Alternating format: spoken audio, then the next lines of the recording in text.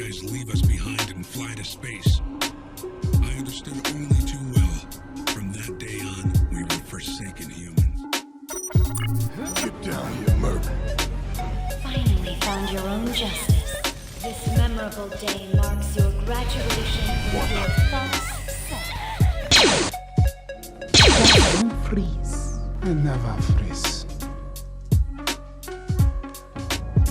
Why don't you say whatever speech you got rehearsed? You don't get to rush this. And the people who hear it, they'll never forget me.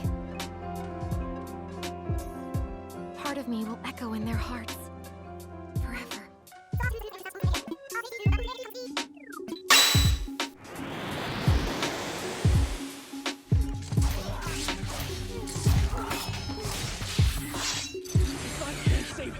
One small child who's relying on me to help her! How can I call myself a hero who saves everybody? Take me with you! Take me away from here! Yo, what's good in the web? Your man Q back again, and we talked about it for forever and a day, 100 minutes in a day, and we got it. We just got to be consistent with it. GeakTalk 019. That's GeakTalk 19 for you. With friends, it ain't just me. There's other opinions. You know, you might get bored just listening to me. Just all by myself all the time. So, let me introduce. You probably know him. You probably heard of him, even though he's been hibernating for 126 weeks. As long as we've been in Wano on One Piece. The homie, Miggy. What up? That's it. That's it. I'm just You build me up. That's your fault for building me up. That's your fault for building me up. It's like, that's it. You set the expectations up here, and like, you this know is the man. This is the man. I can't deliver. Everything. The man. He's jumped a single bound. He crossed Mount Everest. He crossed the Great Bridge of China. You haven't seen him in 3 years. You haven't seen him. And like what? the other party member, the ninja, the African warrior, the one from the shadows, known as Shadow Clone Jutsu. I don't know. You've never experienced it. Kotetsu Kai. You've never did the Shadow Clone's Jutsu, but you know what? You did the Shadow Clone's Jutsu tonight because you've been on 2 podcasts. So if you need to get some tea, you know, we understand. Well, I've been eating this entire time we were talking before you even started, so I'm good. What's up, you guys? How's everybody doing? Very happy to be back here on, because we did a Geek Talk before, and very happy to be back on here again. So looking forward to everything we'll be talking about tonight. Yeah, it's been a minute. It's been a long time since. I can't remember the last time that I personally did a Geek Talk where it was like multiple people. Mm-hmm. I don't know when it's been. It's been a long time, but I'm excited to do it. I've been wanting to do it. I promised y'all for forever today. Y'all forgot me, left me for dead. I came back, resurrected like the Undertaker, and now we here. It's no time like the present. Can't cry over spilt milk. So we got a nice little format for you. What? You can't cry over spilt milk. Not even almond milk. I can't drink regular milk. Well, I can, but I still don't like it. It don't have a taste. Ugh. It doesn't really have a taste. You said it got too much of a taste. Too much. I can't. Mm-mm. Yeah, I'm not a milk. I can't do it. I can't do it. But the first bit of headlines we're gonna run through, as y'all know, we're gonna get to that meat and potatoes of them video games. But beforehand, we gotta do what Geek stands for: games, entertainment, anime. You know, always sprinkle with that comedy. So we gotta talk about some of these headlines and things that has happened. And one of the things that has happened recently was the whole buzz around the Samuel L. Jackson and the AI from the Secret Wars Marvel just released on Disney Plus. I'm not sure how many of y'all, if you guys got a chance to see the first episode yet. I watched it last night, but Disney Plus, I don't know if it was Disney Plus or if it was Spectrum, but whoever and whatever did it, it took me an hour and 30 minutes to get past the little 48 minutes of so I almost stopped talking about it. I mean, I almost didn't watch it, but I was like, I'll put this on the thing for we to talk about. Let me watch it. But the main thing everybody's upset about, and then I'll let y'all, jump in. But the main thing everybody's upset about is the fact that we got AI that made the opening intro for the whole series, and they might take it off because they've gotten some heat from it. I've had people hit me up and complain about it. So I guess the question is, what do y'all think about it? AI being instituted into everyday mainstream art, especially after we just had these writers' union strikes out here in LA. And just the series in itself, if y'all watch it or you even care about watching it at all anyway. Go ahead. I'll let you go. No, I haven't seen it myself. I'm gonna watch it probably after we get done with the cast. But I was following everything, and the way they were talking, the way that I heard that they were describing. First of all, the director didn't know what the heck AI was. What he said, he was like, "I just know we put words into the system, into the computer, and it rendered this, and then we changed the words, and it did this. I don't even know what AI is." And then the other side, I heard that there was intentionally used because of the theme of the show. The Skrulls. You don't know who's a Skrull, who's a human. So it added the mystery into the intros. You don't know if it was made by a human. You don't know who to give credit to for the intro. But as for my opinion, I think Disney's a rich company. They've got the money. I think they was just being cheap and utilizing some free software, DALL-E or whatever they were using. Yeah, it's not a good look. Now, I can say AI can definitely be used, but what you have to do is use it the right way. Take the artists that you already have and that you've already paid and feed their information into the system and let the AI do the rest of the work for that. At least you're using artists that you've already paid, and you're really not taking like jobs away from anything else, and you're able to do it a little more effectively, a little bit. You still have to do some cleanup because AI still isn't perfect, but it will help with most of the work. So I think the way that they went about using it this time was kind of on the wrong side, because Disney, you can afford it. No, I agree with Miggy. Like AI should be used in a way where it's like, hey, we have this. Okay, we're gonna run it through AI just to clean it up a little bit. Okay, there still need to be little fine touches we can do. Okay, we can do that. Because this is, it's a collaborative kind of thing where it's like you said, there's an artist who comes up with the original concept of it, and then you have the AI that could kind of give it this a little bit something else that can make it a little more optimized and make it look presentable. Not saying they did a bad job, but just to kind of utilize it in that way, and then have them come back and just fine tune it. Like you said, AI is not perfect. Just fine tune it and be like, cool, that's what it is. Because if you have, like Miggy said, if Disney has this huge corporation, which has this huge army of artists, and you just said, hey guys, guess what? We just used AI and came up with this. Everyone's like, well, we were standing here. We have concepts of what this could look like. You wanted to make it look like a mysterious thing. We could have done that. Why not just use us? And I think AI in the industry, like you said, it has to be used right. Like I was listening to this interview with will.i.am and with Big Boy. He talked about AI, and will.i.am was like, yo, we did this one project, and the AI literally made a song exactly how I would do it. So with that, it's like, okay, it can be used in a way that can help the artists, not replace them in a way. Because with art, it's so much, like with anything that has to do with any kind of art style, you need that humanism, if that's even a word, in it, because that's how you find the soul and the inspiration and all that. The AI can only mimic that. If you use ChatGPT, if you ask for something, the AI says, I can only imitate human interaction. I can't do it. So yeah, there's definitely a way you can be using it, and the way they did it was kind of janky, and I don't think they should have done it that way. They should have ran it by people and been like, all right, yeah, we can do it that way, but it's not. You can't do it. I would say, and I agree with both of y'all.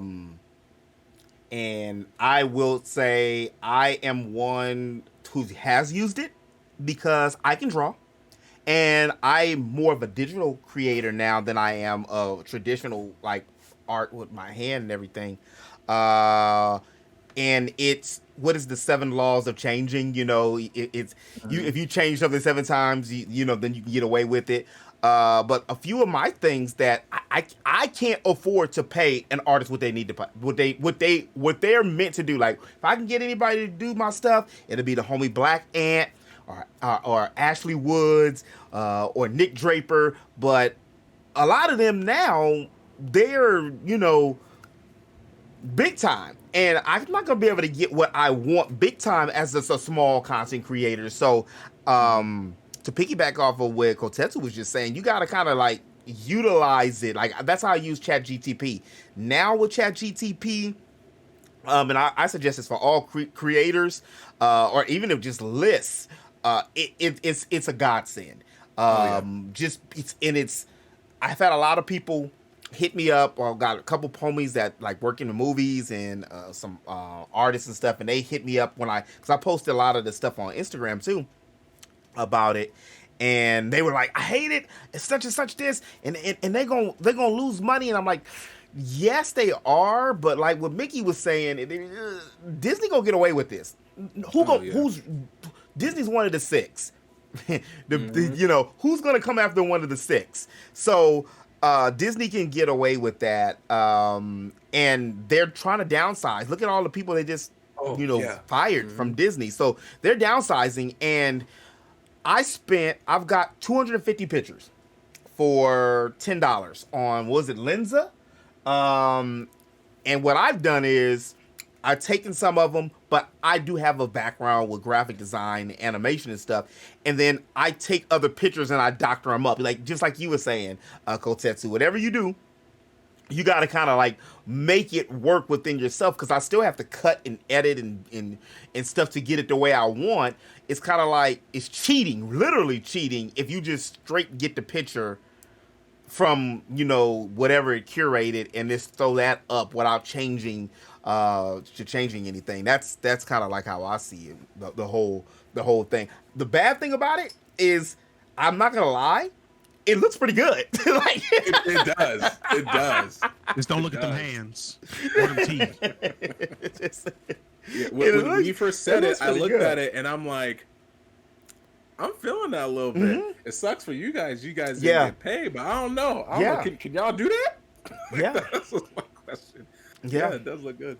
It looks. But good. it does kind of have that soulless look to it. I mean, if you like, so when you start looking, because all the pictures look the same. Yeah, and it's just it's like soulless. It lacks heart. I mean, which is, you know, like Geek said, you know, unfortunately, you know, we don't have the money to get artists that we really want. I mean, I've got a few. I mean, like I've got artists I would love to have stuff done by Art Germ Lau, Scotty Young. I mean, people like that. I can't afford to have them work on a whole project for me unless you know a studio wants to front me the money and, you know, work on a project. But so I mean, it is. So I can say for people like us, AI is definitely, I would say, a transitional tool. It's like, here's our vision. This is what we want to do. We're putting it out there. Yeah, we use AI art. If the studio wants to fund us in our vision, then we can hire the proper writers and all this stuff to do it properly. And speaking of movies, I'm gonna transition. Matter of fact, one of your favorite peoples. I'm gonna transition from movies to why they're doing things that they're doing, because word on the web is, and just in real life, the Flash movie didn't do as good as the Flash movie said that it was going to be doing. Yeah, sure. I have a theory about that. I have a theory about that. I have a theory. I'll let you go ahead, though. I think I have a theory about that. So apparently, we all know the drama would happen with Ezra. We don't have to get into all the X, Y, and Z's of Ezra, but what is it? It dropped last weekend, and it was supposed to do 70 million, and the movie only did 24.2 million domestically. That's not and good. that's crazy. So I guess they got my man's Jonathan Major out here. Then did my dude Majors up. I wasn't in the room. I don't know what my guy did or didn't do, but my guy's in hiding. They tried to take out Michael B. They got these Negroes in hiding. But Ezra, I'm just saying, you out there doing whatever you want. I mean, this is you know. That's I wasn't gonna go see it anyway, honestly, because DC don't know what the hell they doing. You got two Batmans, you got two Harley Quinns, and I like Lady Gaga. I think she got her moments, like she turned to the side, like 3/4 to the left. She looked good sometimes. Then other times when she wearing meat suits like back in the day, and whatever, I just be like, whatever, you skinny. Not that I hate, I ain't got nothing against skinny girls. I'm just saying, if I had to choose meat or bone, I'm gonna choose the meat. That's all I'm gonna say, and I'm gonna leave that at that. 11:24 my side, Jet. My side. So we gonna leave that. No comment at that. But I wasn't gonna go see it anyway. It's just I really haven't been interested in anything DC since they just seem like DC seems like, and for those of y'all which who do listen to this and know a sports reference, they seem like the Boston Celtics. Yeah, it got all this old school prestige, but nobody want to play there. Nobody want to be there. Like, what are they doing? I don't know what they're doing. I don't know what DCU, DCEU. They're not Marvel, and I don't know what they're doing. Marvel's not even Marvel anymore. I have a theory about. Someone made a good point about this. So I think it was last month. I think this is where they messed up a little bit, where they had a private screening for free for a lot of the people. They can go see this movie for free as a private screening, and I think a lot of people took advantage of that because it tripped me out because I knew a couple of people who went to go see it, and I'm like, this movie's out already? But everyone's like, no, it was a private screening. We went to go see it. I'm like, oh, okay. And then when the movie came out and they got the numbers, one of the people said, I think they screwed up because they did a private screening that was for free. So everyone who went to go see it, they're not going to go pay another $20 to go see this. They just saw it for free. And they got their, I don't think it was the final cut. I think it was close to being the final, but it wasn't the final. But the gist of the movie was there. So it's like, why, like if I got to see that and it wasn't the final cut, but it was damn near close to being it, and then you guys have the final, you guys are, the finished product is out, and I gotta go pay $20. Why? I already saw it. There's no reason for me to go do that again. Yeah, so but that could be a reason too. Do we know how many people actually went? Like what the numbers were from people that went to the private screening? I don't know. I don't know. But that's just one of the things. Like he just said, I'm just, that's just a theory that I'm going off somebody else. They were just like, hey, they had a lot of private screenings for this movie, and one dude was in Florida, another person was somewhere else that I knew, and I was just like, okay, that's crazy, that they even did that, like for what? And that could be the reason. It could be, or it could be that the movie was just. They seen it and they're like, you know what? This is not it. And he's trying to save it by bringing back Keaton. And he's old as molasses now. He can't even pick up a batarang. You know what? I'm my bad, Keaton. I actually like Michael Keaton. I ain't got no beef with him, but. From my boy that went and saw it, he said the movie was hot trash, but the best parts were Keaton's Batman, his cameo, and old girl Supergirl. He said those were the two best parts of the movie. Other than that, it was trash. Because it was. Yeah, go ahead. Because that Supergirl is actually based off of Supergirl from Injustice. When Superman, really? I think Superman was in like the Phantom Zone or something. And he was dreaming, and like he imagined like what his daughter, like his unborn child, would actually be, and that's where she came. So same look and everything, but they just like took the skin swap Kara Zor-El. DLC 599 skin swap, so it looks like the Dream Daughter, but it's actually Kara. But I had accepted that a little while ago, because I'm like, all right, after seeing a trailer, it's an alternate tale for the Henry Cavill, so it's just like a Rule 63 Henry Cavill, and let's go. My thing was, it's just what we never seen what they were doing with it in the first place. What were they doing? Yeah, it's like, you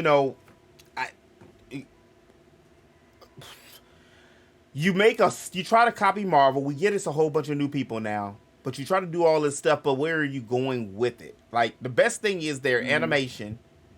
And like that new cartoon looks good, but we got to dip, because we get on the cartoon. We'll be here with the new cartoon, and we'll be here that's what their problem was. That's what their problem was, that they didn't copy Marvel. That's what the problem. Yeah. But I mean, to stick with the Flash though. Yeah, it sucks that what happened. I mean, I think the only reason they stuck with Ezra Miller, with them, because there's two of them in the movie. Yeah, I heard that he does good. I heard that he does really good with that. I heard that he does really good with talking to himself. Yeah, I think the only reason they stuck with him is because they spent so much money. So it's like, hey, this is supposed to be a bookend to DC. We want to recoup whatever bit that we can recoup with this cost.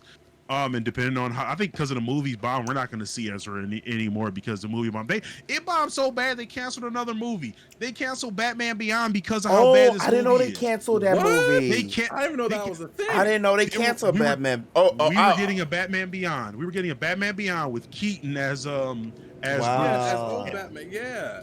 And everybody wants it, but they're like, nah, Flash did horrible. We're canceling it. Don't put them in the same box. like you said, DC doesn't know what they're doing. That would have been crazy. I'm not gonna lie. I think Batman Beyond probably would have helped, because gosh, yes, Batman Beyond would have helped them tremendously. I think Batman Beyond would have bounced them back now to where they're at. I think I really think that Patterson should have been Terry instead of being Bruce. He wasn't bad, but I still don't see him as Bruce. He was still, to me, he was too whiny and too scrawny. Like, seriously, I just thought Bruce Wayne is 6'3", like 220 fit. You mean to tell me, as much as they typecast, they couldn't typecast? Like, Patterson's acting chops is not like that. I mean, honestly, I still felt him being I still felt the emo. Let's put it that way. I still felt that he was sulking and crying, and you got two Jokers. Yes, you got Phoenix's Joker was the they just did Leto up dirty.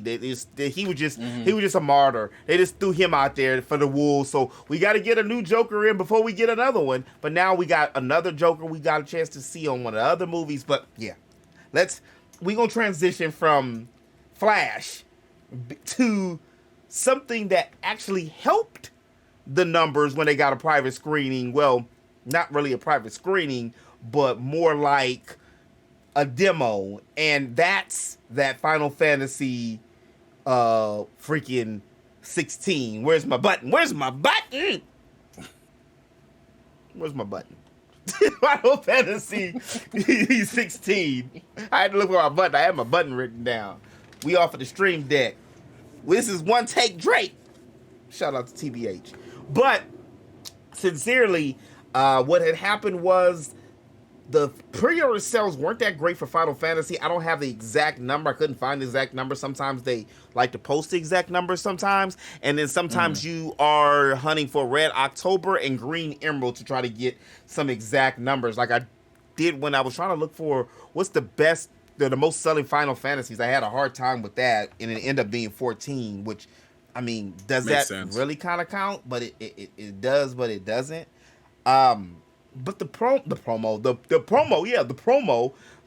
demo for Final Fantasy 16 actually saw an increase in the last 2 days from when they had the demo to increase pre-orders, but it wasn't enough increased pre-orders where I didn't have to stand in. I couldn't stand in line. Like it wasn't enough pre-orders like it was with Tears of the Kingdom that GameStop and a lot of places had a midnight relaunch. So I ended up buying mine digitally because I couldn't wait. I couldn't wait 15 hours for with the rest of the normal humans, and then Yep. And then I look online, and you know what would happen? Everybody and their mama would have already told me what the hell was happening. I didn't want that to happen. Like, you see this happen? That's crazy. No, I didn't see it because I didn't get my copy yet. Yeah, exactly. Oh, man, it's a prequel to Game of Thrones. Look where it ends. The crazy thing is, you are not lying. If you watch Game of Thrones, we gonna get into it. But if you watch Game of Thrones, I'll just say that. I would just look at Vicky's face. He's like, "Don't tell me nothing." I'm not gonna tell you too much, man. I wouldn't do you like that. This is spoil free. I would, yeah. I wouldn't do you like that. I ain't even got my PlayStation yet, but that's coming. That's coming. Yeah, dude. Yeah, I wouldn't do you. I actually think you're gonna really like this game. To be very honest with you, I think you're really gonna like this one, especially coming off of Elden's Ring, as well. I will say this, about it before because I don't want to jump too far into the meat and potatoes everything, but I will say that this is a Western Final Fantasy. I will say that for sure. This is definitely a Western game. They really felt this is the new way forward. So I'll say that. I'll leave it at that for now. But I do want to say, just to go off with the demo, demos can make or break a game 100%. And I think the one demo I'm going to use, because it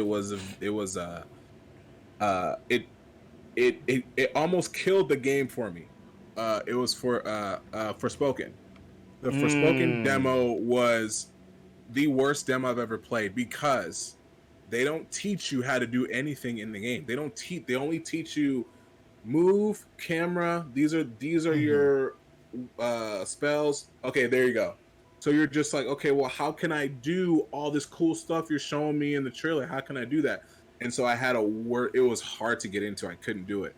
But then I took a chance and I bought the game and I played it and I'm like, okay, the full game actually walked me through how to do everything, and then it was on me to figure out how to combo into everything because of how fluid the tutorial was and how easy it was to ease myself into it. The demo didn't do that for me. So when I got the full game, I'm like, okay, if you're going to get Forspoken, I would just jump into the game. Don't even play the demo and I think it was mixed though, because everyone said the demo was really good and da-da-da, but then there was other people like me who said the demo did not do it for me because of it just didn't feel right. But then when you play the full game and you get all your spells, then you start pulling off all the stuff. You're like, okay, this is what they should have tried to teach you in this. Like how the Final Fantasy 16 demo, they show you that. They're like, here's this. We're gonna put you into a battle there. Then once you finish the prologue, we're gonna give you an extra one that gives you all the stuff. And from what we taught you, go play. And they allow people to do that, and I think that helped the game a lot because of what we got out of it, and just how we already got to see how amazing the game was going to be. I will have to say this though about the demo though. I think I'm finally at the part, and I'm not gonna go too far into that. I'm just gonna say this with the demo. I'm sticking to the demo with Final Fantasy 16. They did us dirty. They lied to us. The demo is not what the game is. It's not. The demo is good, and I'm not saying it, and I've heard people call the demo a masterpiece, and the demo is really great. And the reason why I say it's not what it is because it was an hour and 40 minutes of cinematics, and we only got about 20 minutes to 30 minutes of gameplay. Like, legit. And then we just got snippets of the 3 styles of gameplay. Now, I'm not telling y'all, for those of y'all who haven't played it, anything that you don't see on the demo, or from the trailers. You get a chance to play as some of the icons, the summons. You get a chance to play as Clive, as a teenager, and as a grown-ass man. But it's far and in between on each one. I will say, though, I am very excited. Square Enix, I dubbed them last year, at the end of last year, the king of RPGs again. And the reason why, and I know Atlas out here, you don't fight me. I know Nintendo, which, Zelda can arguably be, but Pokemon, if you really want to get into the greatest RPG of all time, you can literally have a debate with Pokemon, and you really can. But I will say that Square Enix has been doing these things with the demos lately, and allowing us to actually play the game beforehand. I love it, and I want to see more of it. It brings me back to the nostalgic days from way back of yesteryear, when it came to all of those games. We used to get like in Jump Force and stuff, but the old PlayStation magazines and stuff like that, and you get a chance to taste before you buy, because these games is $76, and I know what I said, Mickey. $76.54. I said taste before you buy. He's like, now what you talking about? $76.54. We need to get I got Forspoken. Forspoken was a $70 game. Final Fantasy was a $70 game. I mean, I love my gaming, but you're gonna have to give your boy some more bang for the buck. And so the demos do help with that. So I can see that the demo, what happened with the demo and why it is what it is. Does anybody else have anything else to input when it comes to the Final Fantasy demo, or just demos in general? Let's make demos great again. They trying. Yeah. They trying. 16 is good. Wait till you see 16. Yeah. Final Fantasy 16 is the best demo ever. There's no other demo like it. I'll just say this real quick before we move on to the next one. I'll agree with Quentin on that one. Yes. Before we used to get demos galore, and now they were scarce. But now, if they're gonna if you expect us to pay $80, you better give me a reason. Yeah. Like, I'm not about to just watch a trailer and be like, oh, now this one was different. If you guys didn't give me a demo, I would have got it anyway. But you can't. But if you give me a new IP and I'm supposed to look at it, me watching videos is not gonna do it for me anymore. I gotta get my hands on it some way, somehow, and then I'll make my decision after that. Especially you guys get my money after that. That sounds like what you call it, for Majin Buu. Produce when he was mad at Goten, and then that was one of my favorite things. He was like, produce, and he's like, you promised me this was gonna be good. Now we're gonna have a good battle, and now y'all BSing. Yeah, but like, especially with the state of game development these days, it's like the game, we see the cutscenes, see the trailers and stuff, and it looks beautiful, like a fun game, and then you get it and Cyberpunk 2070. Cyberpunk. Or No Man's Sky. You get No Man Lied to. Yeah. You get Balan Wonderland. Oh my gosh. It's crazy. But I am glad that they were able to do that, and we got, I had to sprinkle a little of that anime ready for the transition. Produce. How many of y'all have already seen, which I didn't get a chance to see it, believe it or not, was the One Piece live action trailer? I didn't get a chance to see it. I've seen it. I haven't heard anything great about it. Matter of fact, I think before the podcast, Mickey was just talking about, he was like, he's supposed to be Brazilian. I'm like, bro, Oda confirmed Luffy was Brazilian, but he did not sound Brazilian. I mean, my man hit I'm going to be king of the pirates, and I'm like, that doesn't sound Brazilian to me, bro. You sound like my boy that worked 2 rows down for me, and I'm in IT, so I mean. Oh man, yeah, I've watched it a couple of times, and I'll give my thoughts on it. I'll let you finish up. Give my thoughts on it afterwards. If you got anything to say about it. I'm watching it now, as you know, as we see it, because I seen some of the screens and stuff, and I will say I seen it on Twitter. And for those of y'all who don't know, my favorite two characters are Robin and Sanji. And Happy Robin ain't in it. She's not season. Yeah, her. I don't know if it's going to be a second, but hopefully, maybe we'll see. Because my thing was, if they couldn't do it with Cowboy Bebop, which was so easy, at least they got some people who are young. Because people thought I really had an issue with John Cho. I like John Cho. I really like. Now, if he would have did it when he did Star Trek, like that was 20 years ago, then okay. Spike Spiegel was that long ago? Wow. It's 2006, man. It was almost like 18, 19 years ago. Wow. Spike Spiegel is actually 27 years old, not 47. So that was my big gripe with the whole thing when it came to that. As far as with this, I don't expect nothing. Honestly, I don't expect too much, but we'll see. I'm hoping at least they made Usopp black. At least he's actually have African descent. That's what I was gonna.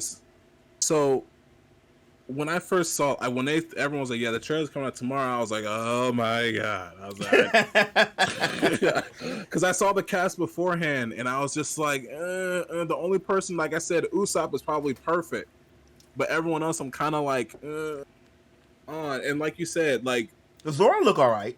Yeah, Zoro looks Japanese. He looks all right. Zoro looks like Sanji. Sanji looked like he been tweaking. So when I watched it the first time, I was like, yeah, I don't know. I was like, I don't know. I had seen a lot of people like, oh, looked amazing, and I'm like, I was like, when was the last time you watched One Piece? And because okay, I'm fresh off One Piece. Last year I started from April 28th. I started off at episode 1.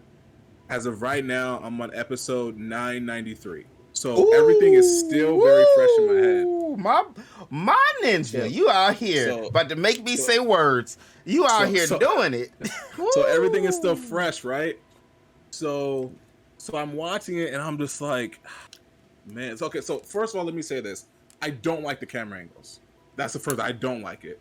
I don't like how they have everyone's very close up and all, because especially with some of the scenes, like I'm already looking at some of the fight scenes that they have it very like close up and moving the camera. The only reason they do that, I've learned this though, the only reason they do that is if they're trying to make everything more than what's actually happening. If some of the actors can't really perform, like they're correct, whatever, they'll do all that to make it look like something's going on. So I don't like the camera angles. I don't like that. I already don't like that.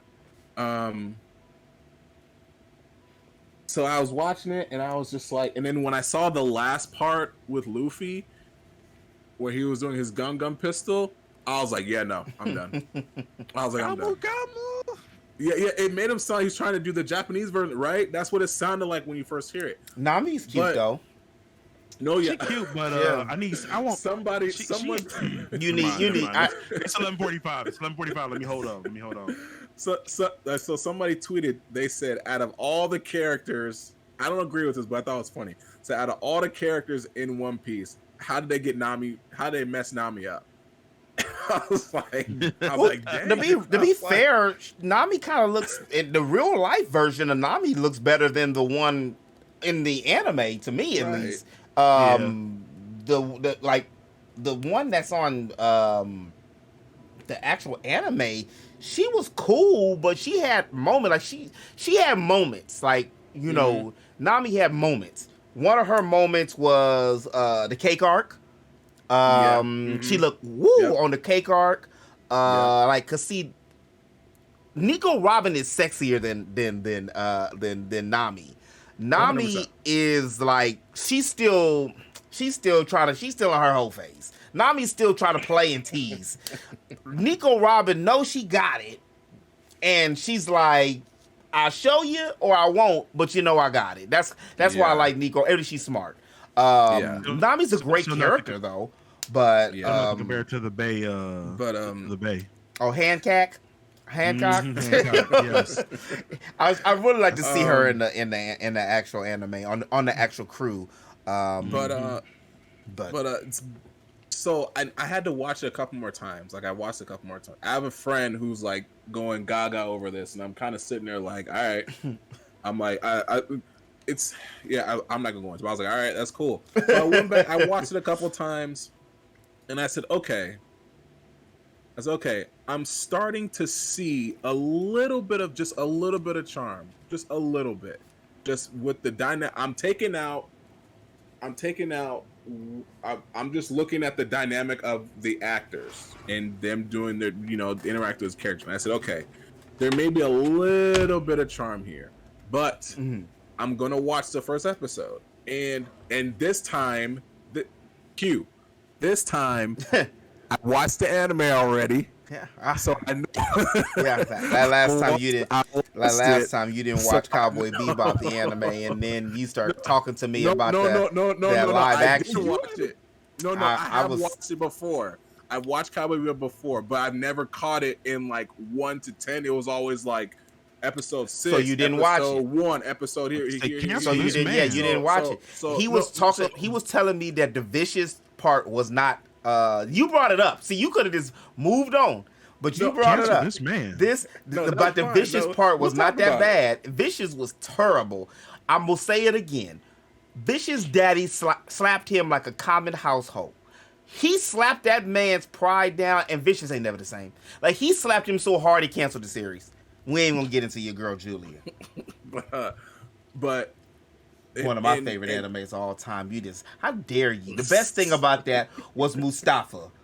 And then I was all cool with his jet. His jet was great. Yeah. But so the brother gotta be divorced. The baby, yeah. He gotta be divorced. And not even only a deadbeat, but then he's the one in an interracial relationship. He couldn't have a sister, couldn't have black love in it. Right. All right. See, Jet never had love interest in the anime. He didn't need it. The story, he didn't need it. I said this before, and I got in trouble on a post. Shout out to Melanie Mack. He didn't need it. She did some video about the Aloy and the love interest and everything, how they slid in DLC, and it was a girl on girl thing. Yeah, but I commented and said, not every character needs a love interest. You're like, well, you wouldn't say that if she was in their interest in Mass. No, I said what I said. Not every character needs a love interest. That's true. Yeah, they can stand on their own. I mean, that's true. That's right. I agree. Even though I love me some romance, and the reason why I really love it is because they don't do it no more. It's not existent. It's not existent. They don't do it anymore. Especially in like games. Like we'll get into that later too. But that's another thing. Yeah. My concern is with the show, just in all general, is there's only 8 episodes, and they're doing it all the way up to Arlong Park. So that's where my concern is. They already casted all the fishmen. They casted all the fishmen. All the fishmen are casted. They're all casted. You know what they're gonna do, right? You know what they're gonna do. They're gonna meet everybody in the first episode. Watch. Every character's gonna meet in the first episode, just like Cowboy Bebop did. If you look at it, they're going to show it. Like they showed it in this trailer. What happens is all of them are meeting up together. They're going to have all of them meet on the first episode. Watch. I'm not going to like that. If I'm not mistaken, isn't Sanji vicious? Isn't it the same actor? No. He looks just like him. No, that's not him. Thanks. That's not him. I thought that was high cheekbone. I don't think that's him. I don't think it's him. But before I get off this, it's just like he can't help it. It's just like before I get off this topic, or I let someone else go. It's just like me. We talked about this. We talked about the One Piece. How we said One Piece can be compared to an RPG. Each character has their own story arc, and they're a guest character until they finish it. Then become a permanent. Yep. And to not portray that in this is going to feel rushed. Yep. It's already rushed. If you are all on Park in 8 episodes, it's gonna be 1 hour. It's gonna be 1 hour a piece, isn't it? 1 hour, 1 hour piece. 1 hour piece. That's how they're gonna. That's how they gotta do it. And then my other thing is like if everyone is just in, if Arlong is not CG, I'm not watching it because Arlong is how tall is he? He's like 8-9 feet. Yeah, so he's they like can't 8-9 feet. So He might be yeah, bigger than that. That's what I'm scared of. They said this going all the way to Arlong Park to all the way up to 8 episodes. That's like how many episodes in? That's like 110 because they already had Chopper by then. Yeah. They already no. It was after Arlong Park. No, they didn't have Chopper yet. It was after Arlong Park was when. Oh yeah, you're right. Yeah. That's when Nami got sick. Yeah, she cut her arm. Yeah. Okay, that's like that's that like was before that. That was before they went. Yeah, but right before. Yeah. Because remember, Nami didn't actually have her saga, her arc until Arlong. She was there, but she didn't have her story until Arlong Park. She kind of shared. She didn't share with anybody. It was after Sanji's thing where she left and everyone was like, "Where'd she go?" She went back to Arlong Park to go pay off Arlong for all that money, whatever. Oh yeah, and then that's when she looked good in the cake. She did look good in the cake arc and in the beginning of Wano. But nobody. I'm just gonna throw this out. But that Nico Robin with that leather suit on, that leather skirt on Water 7 arc, and then that Nico Robin with all the Robins out on the cake arc, on the Dressrosa arc. That's all I gotta say to y'all. Well, you forgot. Well, I don't know if you're there yet, but you forgot about Nico when they had to disguise himself on Beastman Island. Yeah. Oh no, I'm caught up, bro. After episode 560 something? Oh, you're yeah. You gotta teleport, bro. You know what? You got stuck on one, and that's hard. I know. You got stuck on one right after that time junk. You got stuck right on that, and that's one of those hard. That's like the second season of Game of Thrones. It's hard to like transition from. It's so slow. Yeah. That part you're at is one of the slowest in the series. I was playing Final Fantasy 14 during that. That was the only way I could get through it. Yeah, that Impel Down, and then that other. It does it like to me. It's a few of them that are really standout ones. Wano was pushing it. We're actually at the end of Wano now, thankfully. We're really at the end of Wano where they're starting to do fillers now. The recap fillers, like the 4th recap filler. I think we'll be done with Wano by the end of the year. I know that sounds crazy, but we should be done by the end of this year with Wano. But before we ain't talked about One Piece for 126 minutes, we're gonna jump off. You had to say, bro? Come on. What's up? Trying to jump in and say something about One Piece, bro. You got since we moving along, man, and Kotetsu said everything. Say it with your chest. I'm just gonna say. I saw the trailer. I think it is hilarious, and I cannot wait to watch the first episode. Everything. I have my thoughts ready. I'm ready to say something. Come on, I'm sorry, man. You should have said it like y'all ninjas can talk. Yes, we told you. We told you that. You see, before the recording, we told you that. A question. Look at Kotetsu says he goes. So how long? He said how long we got to talk. We haven't even jumped into the meat. We haven't even jumped to the meat. It's still an intermission. That's fine. That's fine. I sit on my thoughts. It's fine. I'm just happy to be here. You said I'm quiet.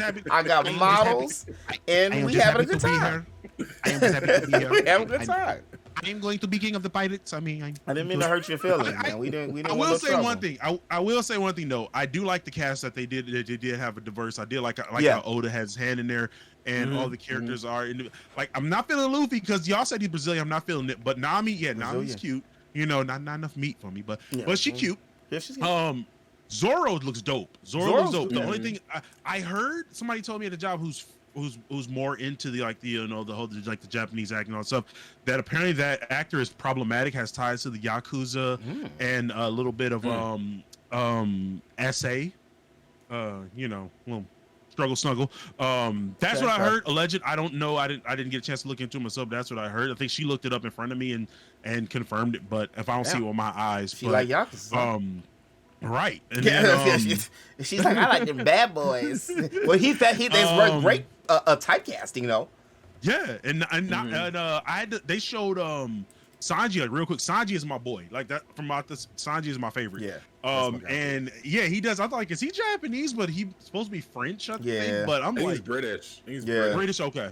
Okay, But he's well, the I actor. thought he's supposed to be French because of, like, well, the actor, I thought he's He's supposed to be a French. little Because, dusty. okay, We the got my actor, dude okay. looking dusty. Yeah. We Right, got him looking looking real like dusty. what was the enemy off of Captain Planet? That dude was what was that guy? God. The crystal dude.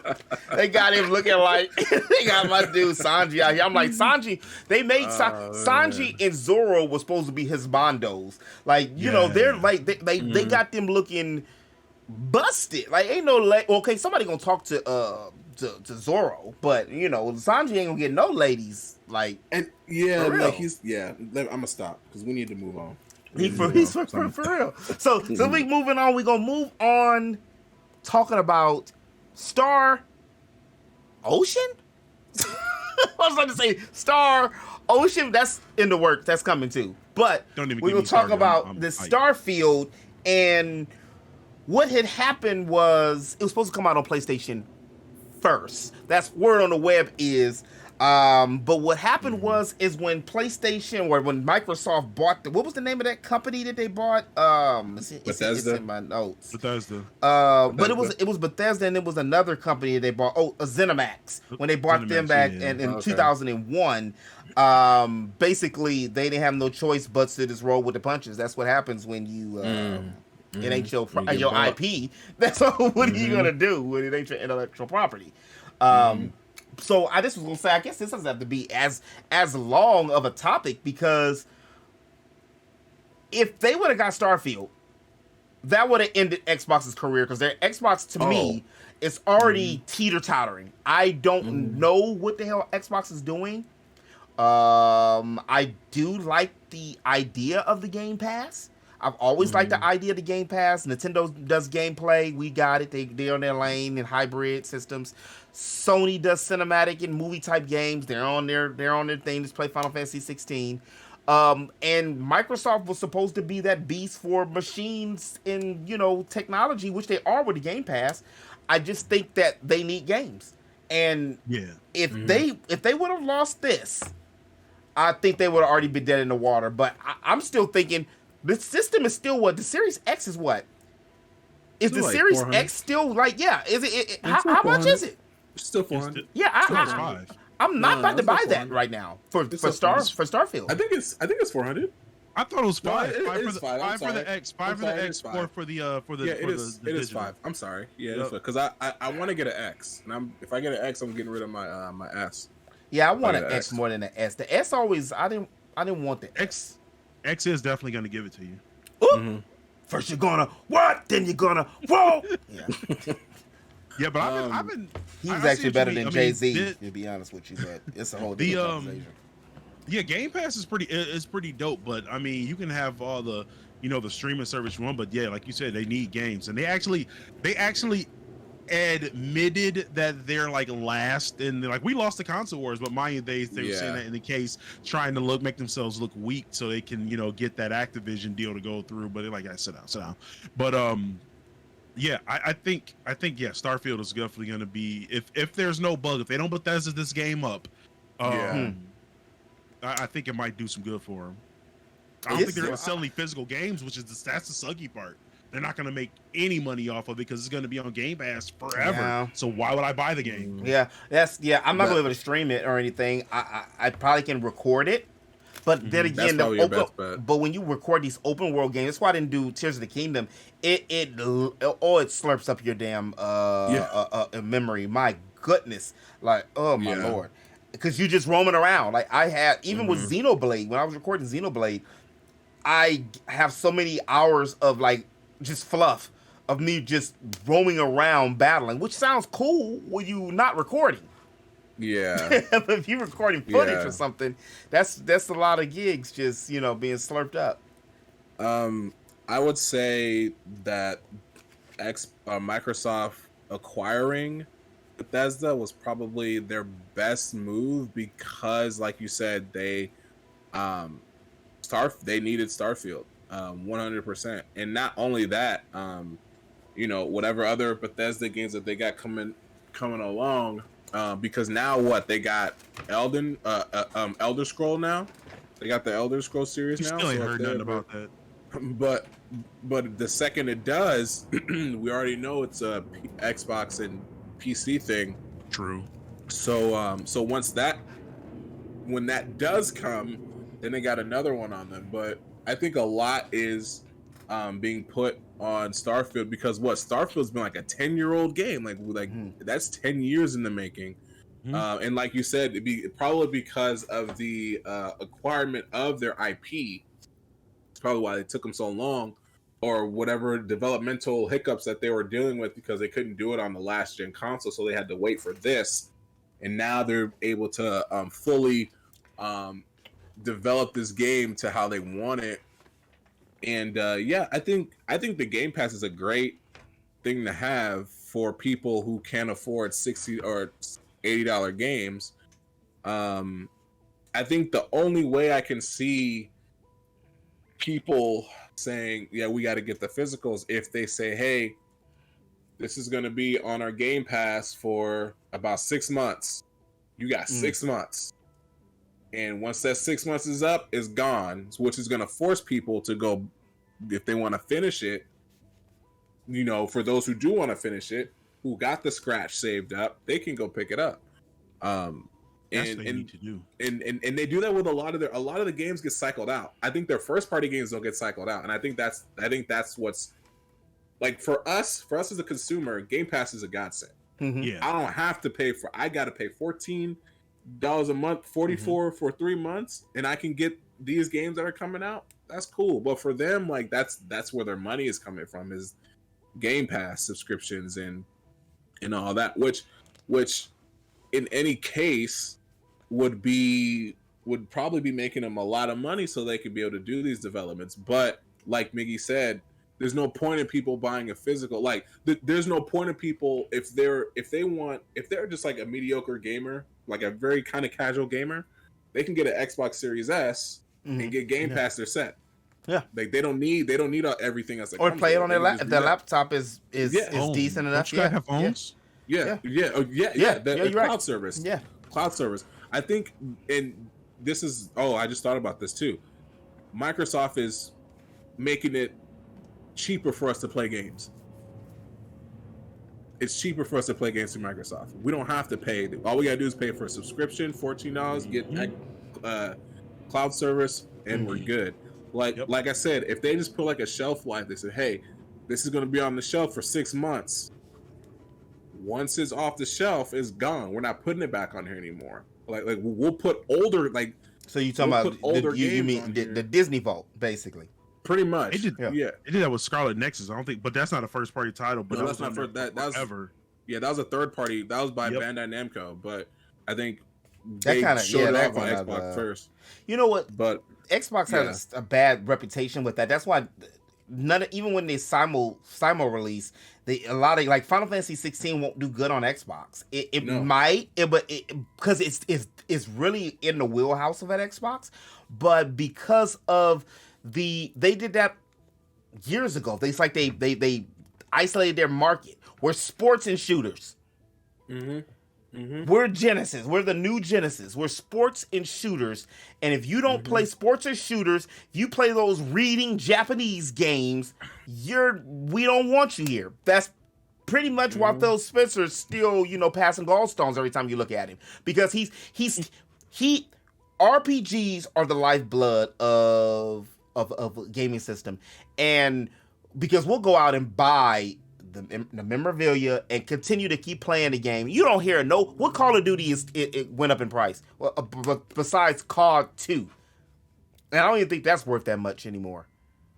Which Call of Duty is? I think sports games can get you more money than Call of freaking Duty, and that's people don't take sports games. They don't take COD. That's it. They don't. Why? Why? And that's the main thing. So if they got them, if Activision actually got bought by Xbox, I actually could see that doesn't mean that they're going to be good, because look what happened with Bungie. Like Bungie left and Halo never was the same. Like what was Reach was good, or that was passable.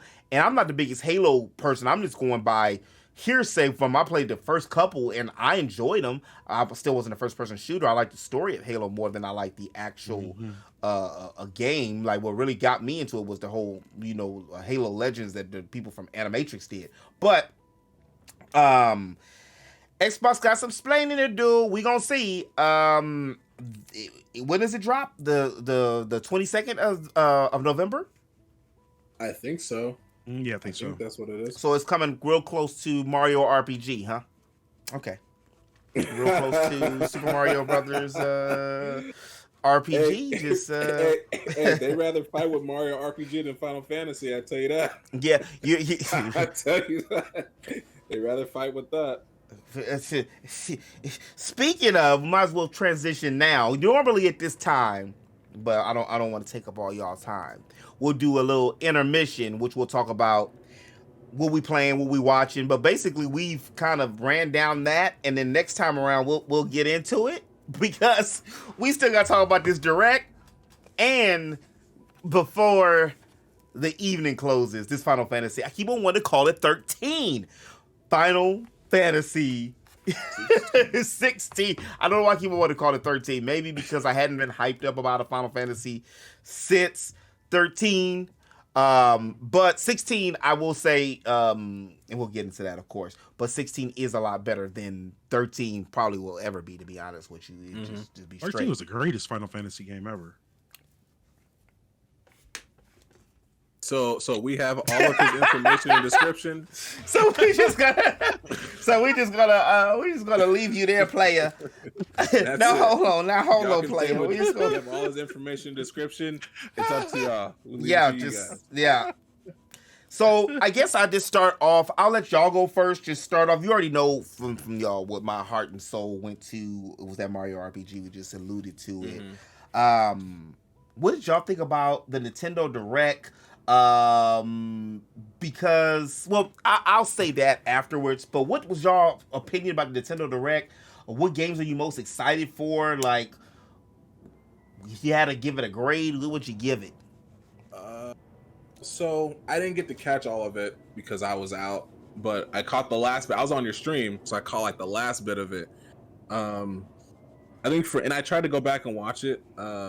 When I saw Mario RPG, I thought of you, and I thought of a couple other people because I know those are the games you guys talk about, and I've never played it, but I don't know if I should go back and play on the online service or just play this one. Like I'm not. One. Okay, so I'm probably just gonna do this one. What? It's so pretty that's the why. It don't look like it changed the mechanics. It looks like it would just be a disservice to you. To go back and you wouldn't even because the story it doesn't have like it's not like some intertwining plot like that. It's pretty straightforward. It's a Mario game, but you probably wouldn't want to play it. You'd be like, I just did this. It wasn't really much like the only I think Star Ocean for me was probably the thing that I was just like, okay, yeah, that looks. I like how that looks. I like how they're bringing this back. It looks great. There's a lot of other RPGs that I wish they would bring back and make it look like this because I feel like that's just the move with Square Enix where it comes to doing these either bringing back old 2D RPGs or going back to the 2D strategy or 2D turn-based RPGs is like that look. I think this may be me, but I think Star Ocean looks a lot better than Octopath. Just the way it looks. Just for me, it looks way better. I can agree with that. I can see that. I give you. I don't want to interrupt you. I give you a hot take too with this. Octopath 2 didn't do as good as Octopath 1, and Triangle Strategy is better than both games, in my opinion. Right. It has more of a central story. And no, Miggy, not every game has to have a story. But if you're coming from a game company which specializes in story, and you claim that all 8 of your characters have stories, then them mofos should be intertwined and connected together. And I'm 85 hours in, and I feel like I'm playing the first Octopath. I do like me some Agnia. I didn't even say a word. I didn't say nothing. See, because the first Octopath, and from what I remember, is whoever character you picked, you walked in like halfway to their story, and then you took the whole part to finish their story out. In this one, they just tell you what happens, and then they join you, like from the beginning part, like when you first start off. I haven't finished the first game, but that's what I remember from the first game. It was like you when you meet a new character, you're like in the midst of their kind of their story arc, and then you just finish it off with them. And this one, they just finished the first part off by themselves, and then they talk to you. But yeah, I think Star Ocean looks really good. I'm excited for that. And then Mario Wonder, Super Mario Wonder actually is something that looks really good. I was talking about this with some people that it's not just the aesthetic, because they can keep the aesthetic and then keep the same game that we've gotten from the past 2 decades. You know what I mean? The same 2D Mario, but they're adding something different. They're trying to do something more, and it's kind of hard to try to do something more with a 2D game than with a 3D game. So the fact that they're going in this direction, where it's like you have these parallel stages that you can go to, and these different things happen when you interact with certain objects, and of course, you know, Elephant Mario. That's memes. Yeah. The only reason they did that because of the memes. That's my favorite animal too. So I was down with Elephant Mario. So that's really it. Like those 3. I'm actually excited to see that Super Mario RPG is out, not just for my own sake, because I always wanted to play it. And you're right, because the aesthetic, that's what kind of took me away from wanting to play it now. But just for like everybody else, like especially I watched the streams that you did playing Super Mario RPG, and I definitely can see you coming back and revisiting, be like, yep, yeah, that's gonna be on the archive. That's gonna be yeah. It's gonna be on the block. Yeah. So yeah, that's pretty much for me. There. If I were to grade it, I can't grade it because I didn't watch all of it, and I came in the middle, so it's kind of hard for me to give it a grade. But if I did, I would say give it like a 7, like 7.5. Okay. Room for improvement. Okay. For I'm me, gonna let you talk. I forgot you last time, and you threatened me. I'm just a humble man. I'm a humble geek that just likes to play games and watch anime. I don't want no trouble with nobody. I don't want no trouble. As for me, definitely the Star Ocean. That had me hyped because I started playing that on the Vita. I mean, not the Vita, but the PSP back in the day, and I enjoyed that game. I like the first one. The first one was a lot better. The second First Departure was a lot better, but this one was still good. Persona 5T was that the 27th title in that franchise? Yeah, that's only the 8th. It's only the 8th. I mean, I can't wait to get it, and it's perfect on the Nintendo handheld, which I've rebought all the other Persona titles on. Palea looked pretty interesting. That open was like the crafting open world survival thing. It's a free to play title, so definitely gonna check that out. And as Geek, it's co-op or solo, and as Geek pointed out, you can make a sister. So I just see no black male, but it's cool, you know. Hey, I don't play as black as men. I don't play as males in fantasy anyway, because like the women are like so sweet, especially the women are better. Side note, Mass Effect is where I fell in love with playing the female character, because the way Jennifer Hale voiced Femme Shep made me fall in love with playing with the female character in any game. So that's where it started. But Super Mario RPG, never played the triple OG, because I growing up, I hated RPGs. I thought it was stupid that I had to press an attack and had to wait for the new attack and then wait and be attacked. And then I hated it. But now that I'm older, I enjoy RPGs. I love it, so I can't wait to play this one now. Myth Force, that looked like they had the Saturday morning cartoon vibe. That Dragon Slayer looking game, I liked that. Yeah. Detective Pikachu looked interesting. I'm not feeling Pikachu's voice. I still wanted Danny DeVito to voice Pikachu, but that's neither here nor there. Princess Peach had me excited because we all know how Nintendo likes to treat their leading ladies. Metro Prime 4. So I'm excited. It looks like it's gonna have the aesthetic of a stage play. So I think that's gonna be very interesting. Yeah. I mean, I think Mario, the new Mario, that looks cool, and I like how it's kind of looked like the way they had it designed. Like it's 2D, but the way that they animate it, it looks a little more like, I want to say paper arts and craft kind of, if you look real close to it. I'm a sucker for a 2D Mario game. Metal Gear Solid, I have the collection still back there on my shelf for the PS3, still shrink wrapped, but I can't wait to play this on the Switch and play it on the go. I'm excited. I think was it? I'm scrolling. I'm rapidly scrolling through the list right now. I just saw something. Dragon Quest Monsters is something I forgot to mention. Yeah, forgot about that one too. It was a lot of games. When you really, I forgot. When you really think about it, it was a lot of games. I think what really got me, and I don't know if you were done. I'm just gonna quickly segue. When you brought up Pikachu talking, because matter of fact, one of the homegirls I know, she's really obsessed. She loves Pokemon, and I'm like, they actually have a Pokemon that talk now, because they had voice acting in the Pokemon game, and I think that went under the radar. Because if this game does good, then the next one probably will have voice acting, and it's no reason for Pokemon not to have voice acting. I don't see why it doesn't have voice acting. Because like what new Pokemon Snap had voice acting before Scarlet and Violet came out. We still didn't get it. That's sad, dude. That's a misfortune, because that was one of the reasons that I honestly bought Sword and Shield, and Shield sat there, and the only thing I did is I helped a homie Black Ass Gamer. I helped a homie Justin.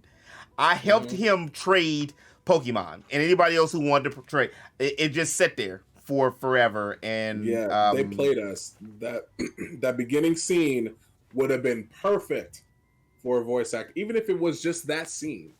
It would have been perfect. Yeah. But they didn't do that. They didn't do it. I remember playing it, and I was just like, "You guys still haven't added voice acting?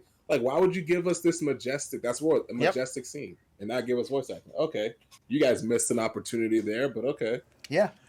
I might be in the minority, but I don't care. Like, I don't need the voice acting in the Pokemon. I'm fine with the only thing that I wish that they would improve upon is, instead of having the old Game Boy sound effects for the Pokemon, at least have them, fix that. They need to fix that.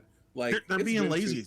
Yeah. And that's why I feel they're being lazy with the voice acting as well, because of the fact that Animal Crossing even has voice acting. At least they have that.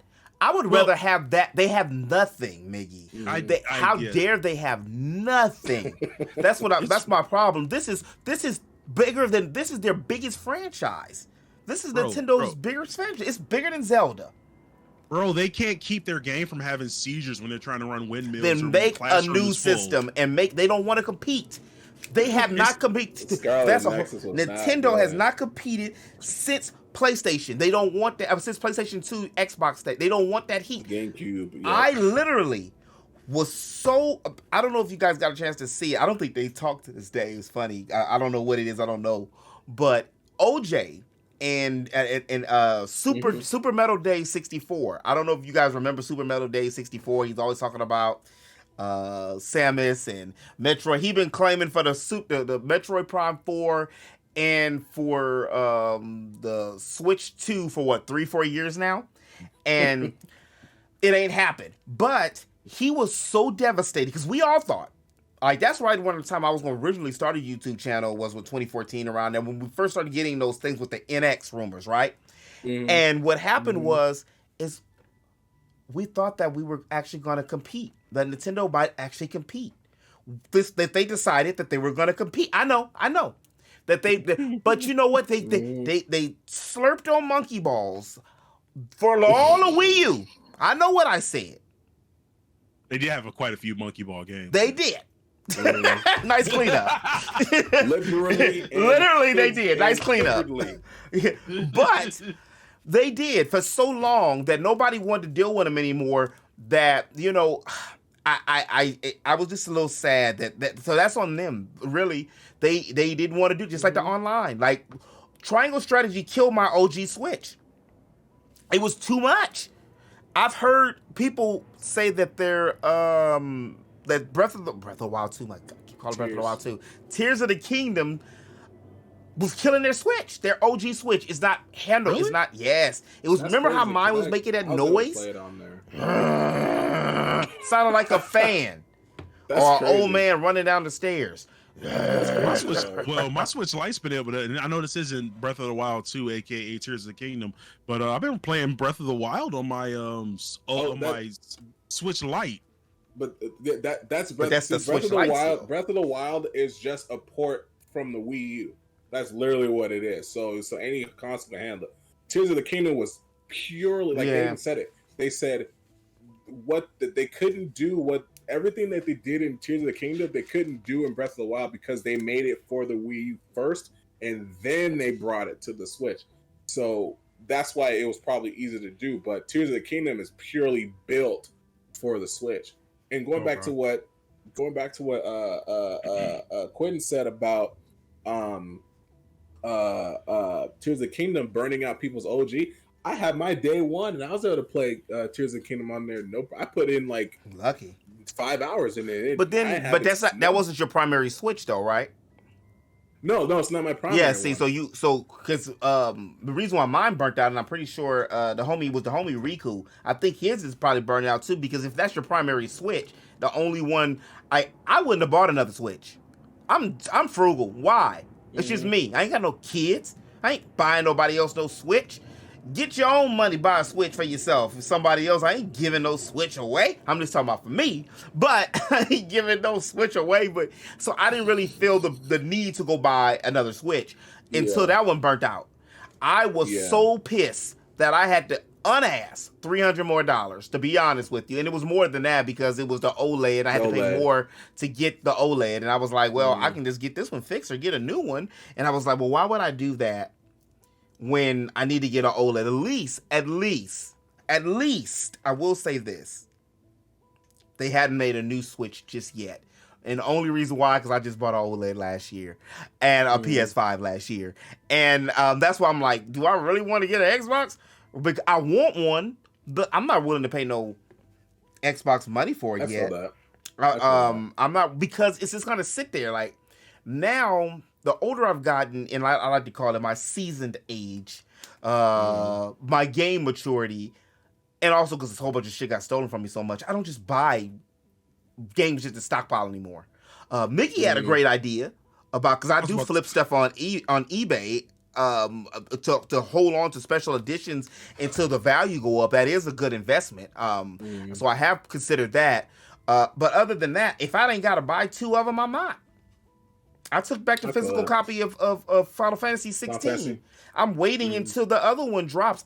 What I did do is keep the little part. The girl said, you're bringing it back? I said, yeah, because I went in the store, put the little piece, the little special edition, you get the little name badges, and I took that, and she was in there, this dude was in there trying to cupcake with her or whatever. I think she just got upset because I ended up ruining her little cupcake session.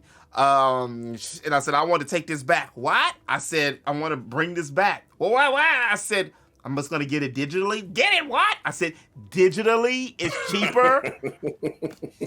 And so I kept the little patches though, but I can flip them patches. But yeah. Yep. If I don't have the double dip, I'm not going to double dip. But I will say, for me, so y'all won't forget me, because y'all nasty. Y'all just forget me. I will say what I did enjoy the most, of course, was that Super Mario RPG. And the reason why I enjoyed that Super Mario RPG so much is because it took me down, literally, it took me down memory lane. Because this was one of the games my mom bought. We was broke. And this was one of the years, I think my mom got a new job or something. Something happened where we had just moved or something, where I got this game and I was able to get Diddy Kong Conquest, which was Donkey Kong Country 2, for Christmas that year. That was all I got. But hell, that was really great. Because them games back in the day still was like $100 for both of them two games back then. I remember she got them from JCPenney's, and I sat there and waited, just where the mail coming. And I originally found out about this game in 94, 95. They sent it to me. Nintendo Power did. They send me this book or the VHS of the game. And when they sent me the VHS of it, it showed me all these things, and I didn't like the animation either. So y'all are, I understand what y'all mean. I wasn't a big fan of it. It looked weird, and it looked, and that bomb that you just kind of heard, that's some firecrackers. They're getting ready. They've been ready. But Geno, the story, this is my favorite Mario game. It's on my top 3. It's that, Mario Brothers 3, and I do like Sunshine. 64 was good, but I did never really beat Mario 64. Well, I think I did, but I just kind of went and fight Bowser. It wasn't that I put the time into it like I did Sunshine, or I did Mario 3, or I did Mario RPG. So that game, mainly because of nostalgic reasons, really, like, normally I don't buy a new Mario unless it's something revolutionary. I will get this one remake, of course, and I will definitely get the Mario Wonder, which I really enjoyed the animation on that too. So I have to agree with y'all with that too. I really enjoyed the animation on that. The way that they made him really look like a midget, and then they made him grow up, where his body proportion and you can tell it looks like the Sonic game. It looks like Sonic Mania a little bit. Some of the animation is real pretty. It's real colorful. It's real vibrant. And I do love to see a different take on Mario, or how much can you do to Mario by still keeping Mario's integrity. Splatoons, I play Splatoons. I had a couple homegirls wanted me to play Splatoon, so I'm a man of my word. I bought it. I get my ass kicked on it, but it is good to get some extra stuff on there. I will be joining the Mint Club, and the reason why is because for those of y'all who watch Yuzaki-chan Wants to Hang Out, episode 5, she has like a super rant, one of my favorite anime moments. I just thought that was so funny, and she goes on hilarious for like 15 minutes about that mint chocolate chip. And that's why she's become one of my like favorite little waifus too. She's cute. I don't know where the manga is. They stopped doing the manga, but anyway, they got to the part where coitus was about to be introduced, and then they did anyway. All right, but I will say coitus. Oh, okay. I don't remember that character. I said coitus? Yeah. That's a secret character. But I really think I want to get Pikmin, because I haven't played a Pikmin since the GameCube days, and I really did enjoy Pikmin. And the Switch has done this thing where it's revitalized for me all these old games that I didn't play for a long time anymore. Animal Crossing was one of them. If they did a Star Fox, which I could see, please do a Star Fox, Nintendo, but make it where you can actually get in the R-Wing and off the R-Wing, and there's no reason that they can't make a comprehensive game like that. Star Fox Adventure 2. That's all they gotta do. Star Fox Adventure 2. That's all they gotta do. Star Fox Galaxy. Okay, yes. Star Fox Galaxy. And they can even, they already stole Bucky O'Hare. That's where Star Fox comes from. So how about they do the whole Willy DeWitt, and if they want to be woke, why don't they make it a little black girl with glasses, and she's using the photon reactor, and let's just take the story they already did. This change, and that will be the reason why they can have other characters from other worlds coming the other way. You know what? Whatever. They don't want to hire me, but it's cool. I'll just make the big bucks here on the tube. Pikmin, I will say that the Metal Gear, I would have been excited 2 years ago when it should have came out. The PlayStation's about to get it. Everybody's getting it, I think. So, but that's what I mean. But it's gonna be updated on the PlayStation. If I ain't got to play Assy McGee 1997 graphics, I'm not gonna play those graphics. Beat up graphics. I was mad that they didn't take Twin Snakes, because Twin Snakes is actually a better version of Metal Gear Solid. They went to we were talking. Someone said, "Hey, they're doing a Metal Gear Solid." I remember when they did the State of Play, they showed off Snake Eater 3 remake. I was like, "Cool." Everyone's excited for that. Then they said Metal Gear Solid Collection. I'm like, "Dope," because I'm gonna play Metal Gear Solid 1. It's gonna be Twin Snakes. It's gonna be the GameCube version. It's gonna look dope. I was talking about someone else. They said no, it's the PlayStation version. I'm like, why? Wouldn't that one be hard to get because that was owned by Silicon Knights, and they're ripping pieces? Maybe. But so it was probably just easier just to. Okay, then that makes sense. That makes sense then. But still, I'm still kind of. Well, wouldn't they be able to buy the license for that? But then again, yeah, I don't know how that works. Yeah, but still, like, Twin Snakes was just the better version of Metal Gear Solid. But anyway, that's the only reason I just wasn't excited. Now, of course, the PlayStation one's going to be more, but it's going to look better. And this is my first experience. Like, I was playing the RPGs. My thing is the opposite, Miggy. Is like, I hated RPGs too first, and then I fell in love with them in 1995. 95. Matter of fact, my first real one was, guess what? Mario RPG. That was my first official RPG, and ironically, it had RPG in the name. And little did I know at the time that I wonder if they're gonna have the secret boss, because they had odes to Final Fantasy. One of the secret bosses was I forgot his name, but he was like the quartz crystals. It was the earth, wind, water, and fire crystal, and he was the hardest boss in the game. He was harder than Smithy at the end of the game. He was a beast, and you got to train in Monsters Town just to get to him. But I just didn't care about RPGs for a long time either. But then when I did, I started really getting into them. And then by that time, I missed out on the Resident Evils of the world and the Metal Gears of the world. Because again, I bought like 1-2 games. I couldn't afford the games. I had a summer job and a part-time job, but I still had to buy stuff. So I couldn't just go out there and buy the game. So if I had to choose a game that's 20 hours or one that's 150, I chose the 150, and I'm not upset with it. So now with my first time playing, I want to play the good-looking one. I want to play the good-looking Twin Snakes. Yeah, I want to play the good-looking. I had Twin Snakes too, unfortunately. I did too, and sold it like a dummy. Yeah, it got stolen. Twin Snakes. But no, I mean, technically mine got sold too because I sold it to GameStop. So mine got sold too. You know what? There's something I heard where it's like, it's not stealing if you give it to somebody for money. We both was like, wait for the bump. Okay. Now, before we go, does anybody have any more on the direct? Oh, nah, I'm good. I will give the direct a C. Oh yeah, plus. I'm gonna give it a B. I didn't get my grade. I'd say a B. Okay. I give it a C plus. It was. We all get about the same, but that's C, B. Yeah. You know, but yeah. It was good. I think it wasn't anything huge. We were looking for Metroid. I was looking for Xenoblade Chronicles X. That's what I was looking for. I've been looking for that forever. I was looking for that. I don't know when they're gonna do that. But yeah, I wasn't expecting that. What they lied too. I was looking for Chrono Trigger. What rumors was, so maybe it is some Chrono Trigger something. Maybe we'll get something at the Game Awards or something, or something else. But I don't know.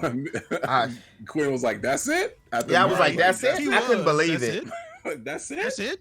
That's how you ended, seriously, because I think Mario RPG overshadowed most of the stuff that was on the Direct. And Star Ocean, I forgot Star Ocean. Like, I really like Star Ocean, and I actually chose Reina when I was playing that one. And I didn't get a chance to fully beat that one. So many RPGs. But I will go back and beat that one. I will go back and save it, play it, archive it, all the X, Y's, and Z's, because also about recording your games, I like that feeling, because now I can go back and just look, and I'm like, there it is. I remember beating it. I did that. But now we're going to transition to the last topic of the night, which is going to be, we ain't going to spoil it for you, Mickey. No, we won't. Final Fantasy 13. I know, I did it on purpose. Final Fantasy 16. And, I don't know where. I guess you know what, Cortez. I'm gonna let you start. I don't really know exactly where to I'll say to start at with your first impressions and how you enjoying the game thus far. So without spoiling anything, I say I'm 15 hours, and that's including doing every single side quest that's been given to me. So I guess that kind of gives you a ballpark of where I'm at. 15 hours in. That's doing, like I said, that's doing every single side quest. When I remember when watching it, did a state of play for the game, they were like, we have side quests. I'm like, cool. I'm doing every single side quest. And I'm actually glad I'm doing it because this is what I like about side quests. I like side quests that if you do this side quest later on, the side quest you just did is going to intertwine with another side quest that you're about to do. I like that. And that's in 16. I like that.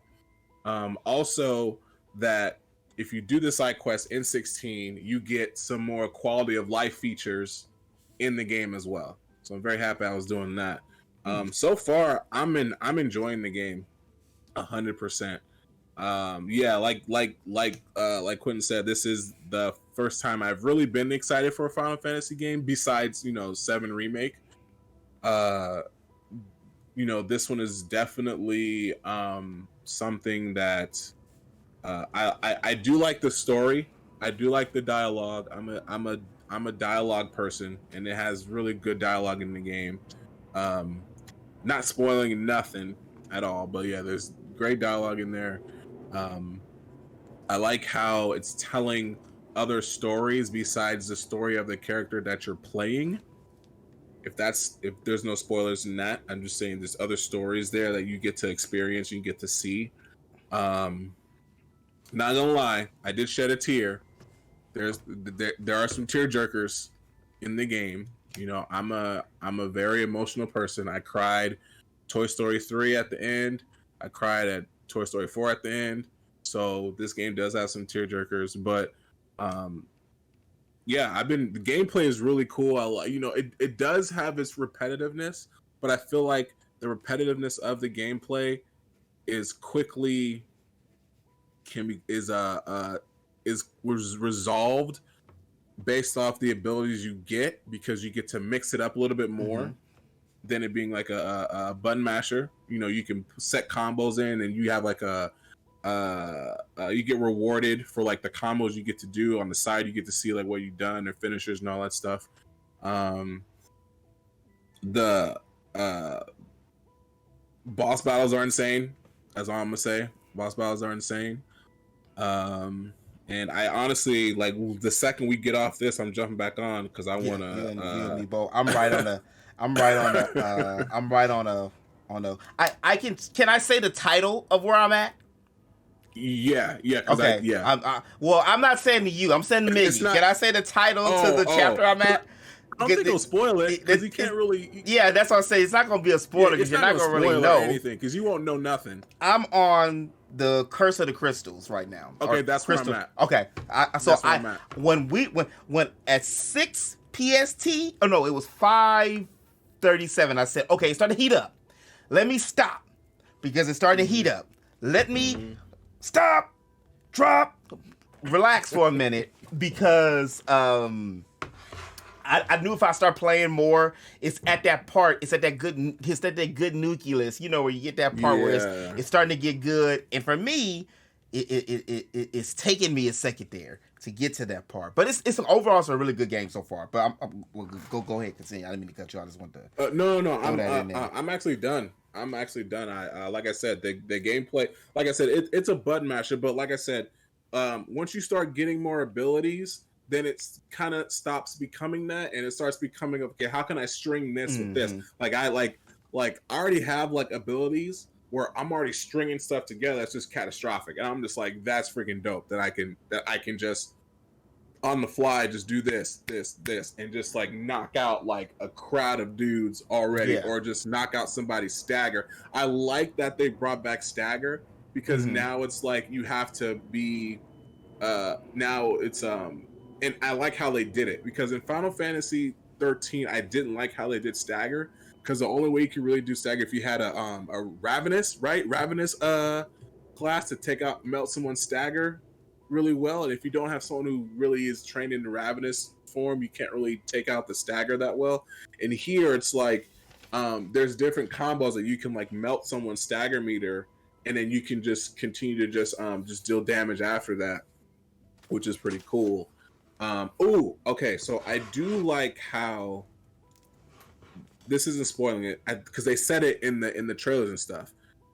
I do like how they have made the game accessible for people who aren't good at action games like that.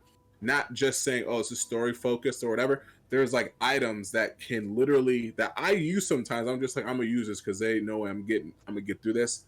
Like with some of the stuff that's in it. There's like that helps you dodge more, or you can mash buttons to do the combos by itself. You can do an auto dodge. There's items in the game that allows people to choose how they want to play. I do like that because I can do everything by myself, but sometimes I'm like, I don't feel like paying attention to dodge, especially if I can't see it coming. But for those who aren't good at action games, they can just load in those and then they can just go through and play however they want to play. I do like how they were mindful about that. That's what I do like. Because not everybody can do those crazy Devil May Cry triple S combos. You know what I mean? So no, so to be able to have that is really cool. While you was talking, I was taking some notes about it too, and I'm gonna play devil's advocate, which usually I do, or geeky's advocate, whatever you want to call it. So far, I'm enjoying the game. I went in. We're not trying not to have as many, too much high hopes. Honestly, too much high hopes for it. Let me say this way.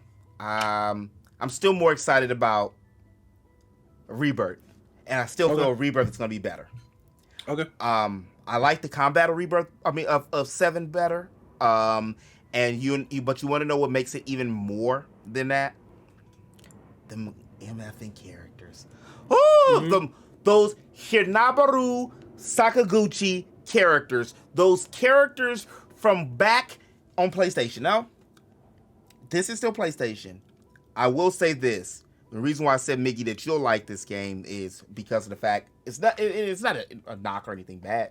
It's a newer RPG. It's catered to the West. Unfortunately, not too many.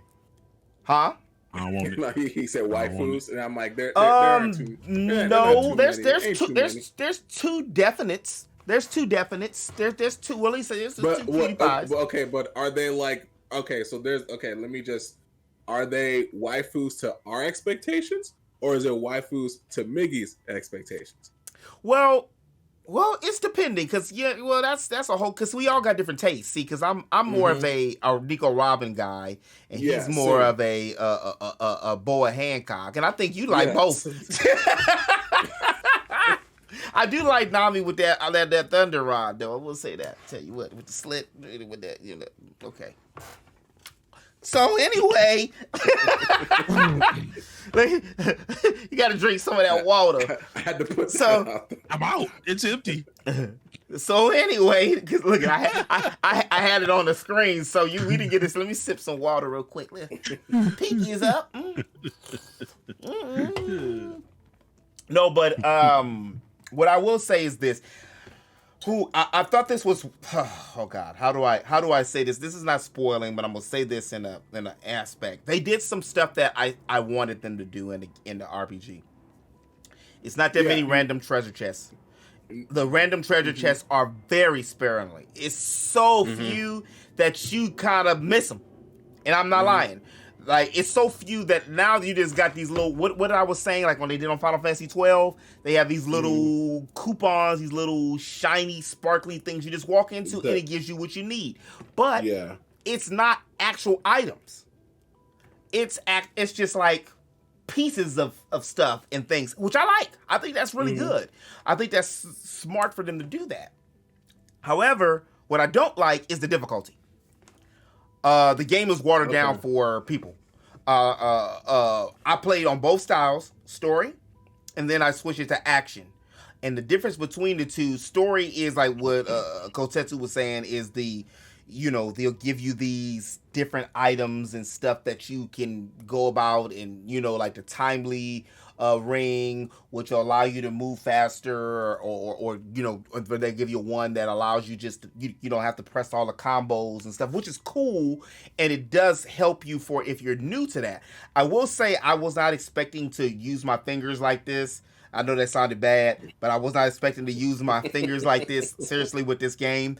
But my hands were cramping up because of holding the shoulder buttons and stuff. And the PlayStation 4 is a good controller, but it's not, like, soft. For comfort. Yeah, it's... So my hands are all... I'm out here... I can't be walking around out here in L.A. throwing up signs like this. People be thinking something else out her. But, for real. So that... My fingers and stuff were sore. But that's a me issue. I would say more so because I do have it written down. What really got me... I will say this too. For those of y'all who was talking shit about Forspoken, I wanted this... Forspoken is the same concept. I'm talking about battle-wise. This is it.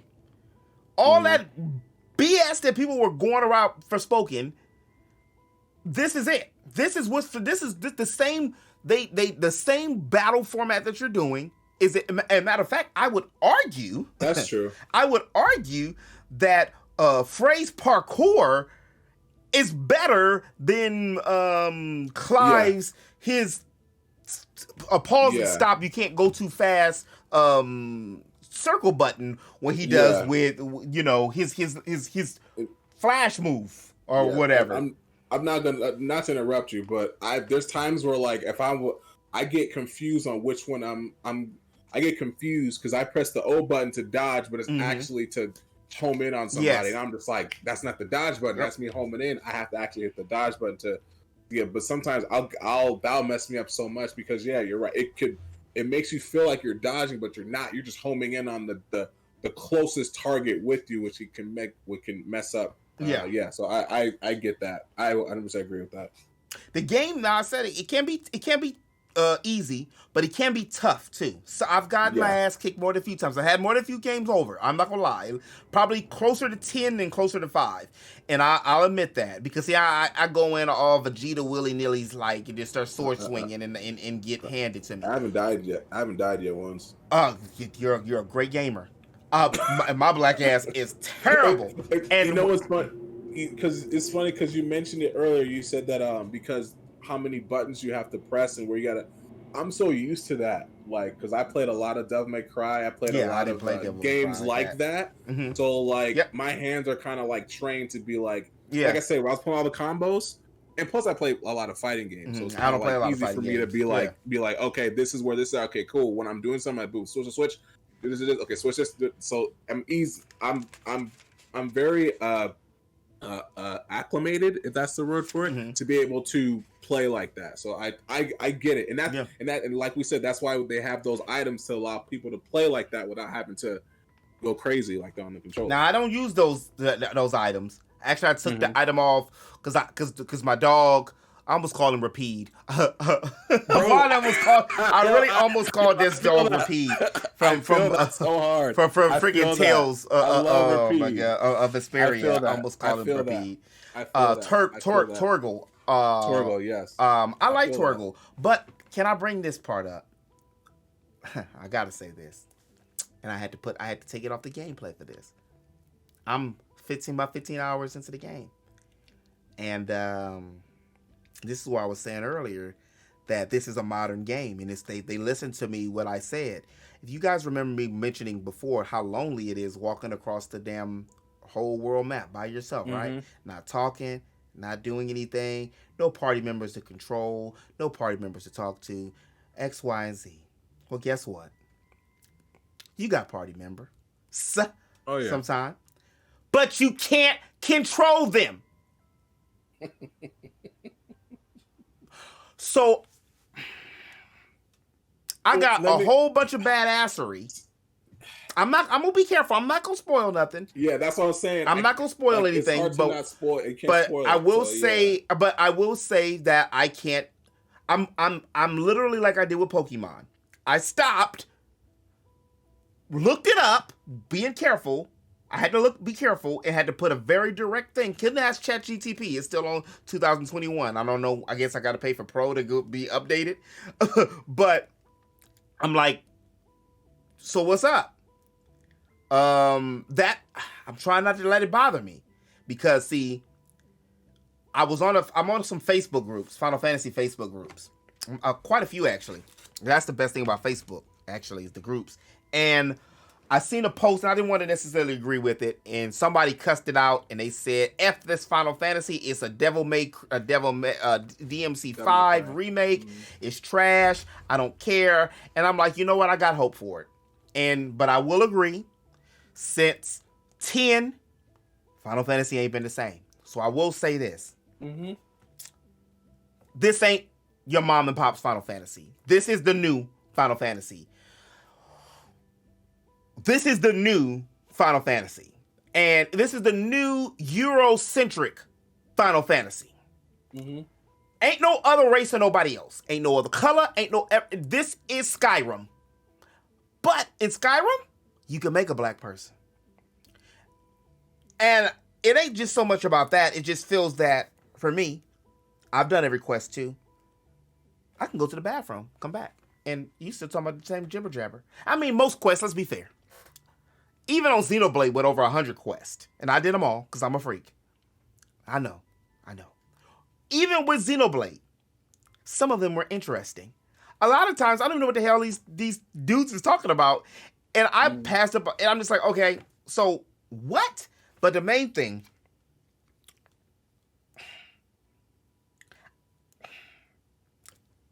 maybe it's going to be something that opens up later, and I'm praying for it. Let me see. I don't think it is. I'm so irritable about it, because in Final Fantasy 15, you had 3 female characters that you could have played with. What was it? Iris? It was Cindy, and it was Luna Freya. We didn't get none. We seen them, but they were what? I don't know why we couldn't play with. Okay? On this game,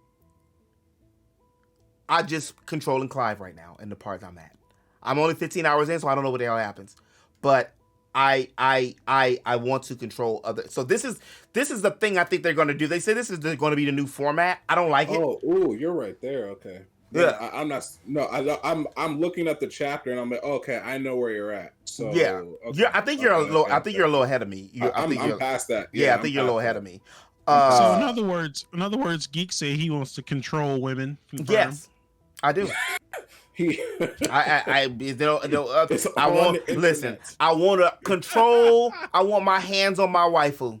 I want to see her stats. If you would have seen me feverishly going through menus, and I'm like, I'll keep on calling this man Repeat. I'm sitting here like confused, and I'm sitting here angry. You mean to tell me that? Oh my God! You mean to tell me you gonna come to my house? We drinking, we chit chatting, and you gonna say you going home? How dare you do that to me? Do you understand? I'm a grown ass man on these RPGs. So you gonna tell me that you gonna bring me your waifu? You gonna have my waifu with me, homies, friends, whatever else.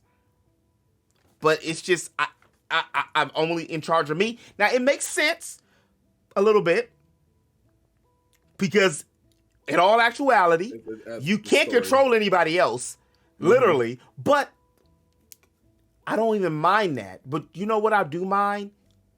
David, I'm calling you government, because you ain't played it. I can't talk to me right now. Look, I'm going to say this. You know what I do mind? At least let me, I don't know if it happens later, but at least let me be able to change their weapons.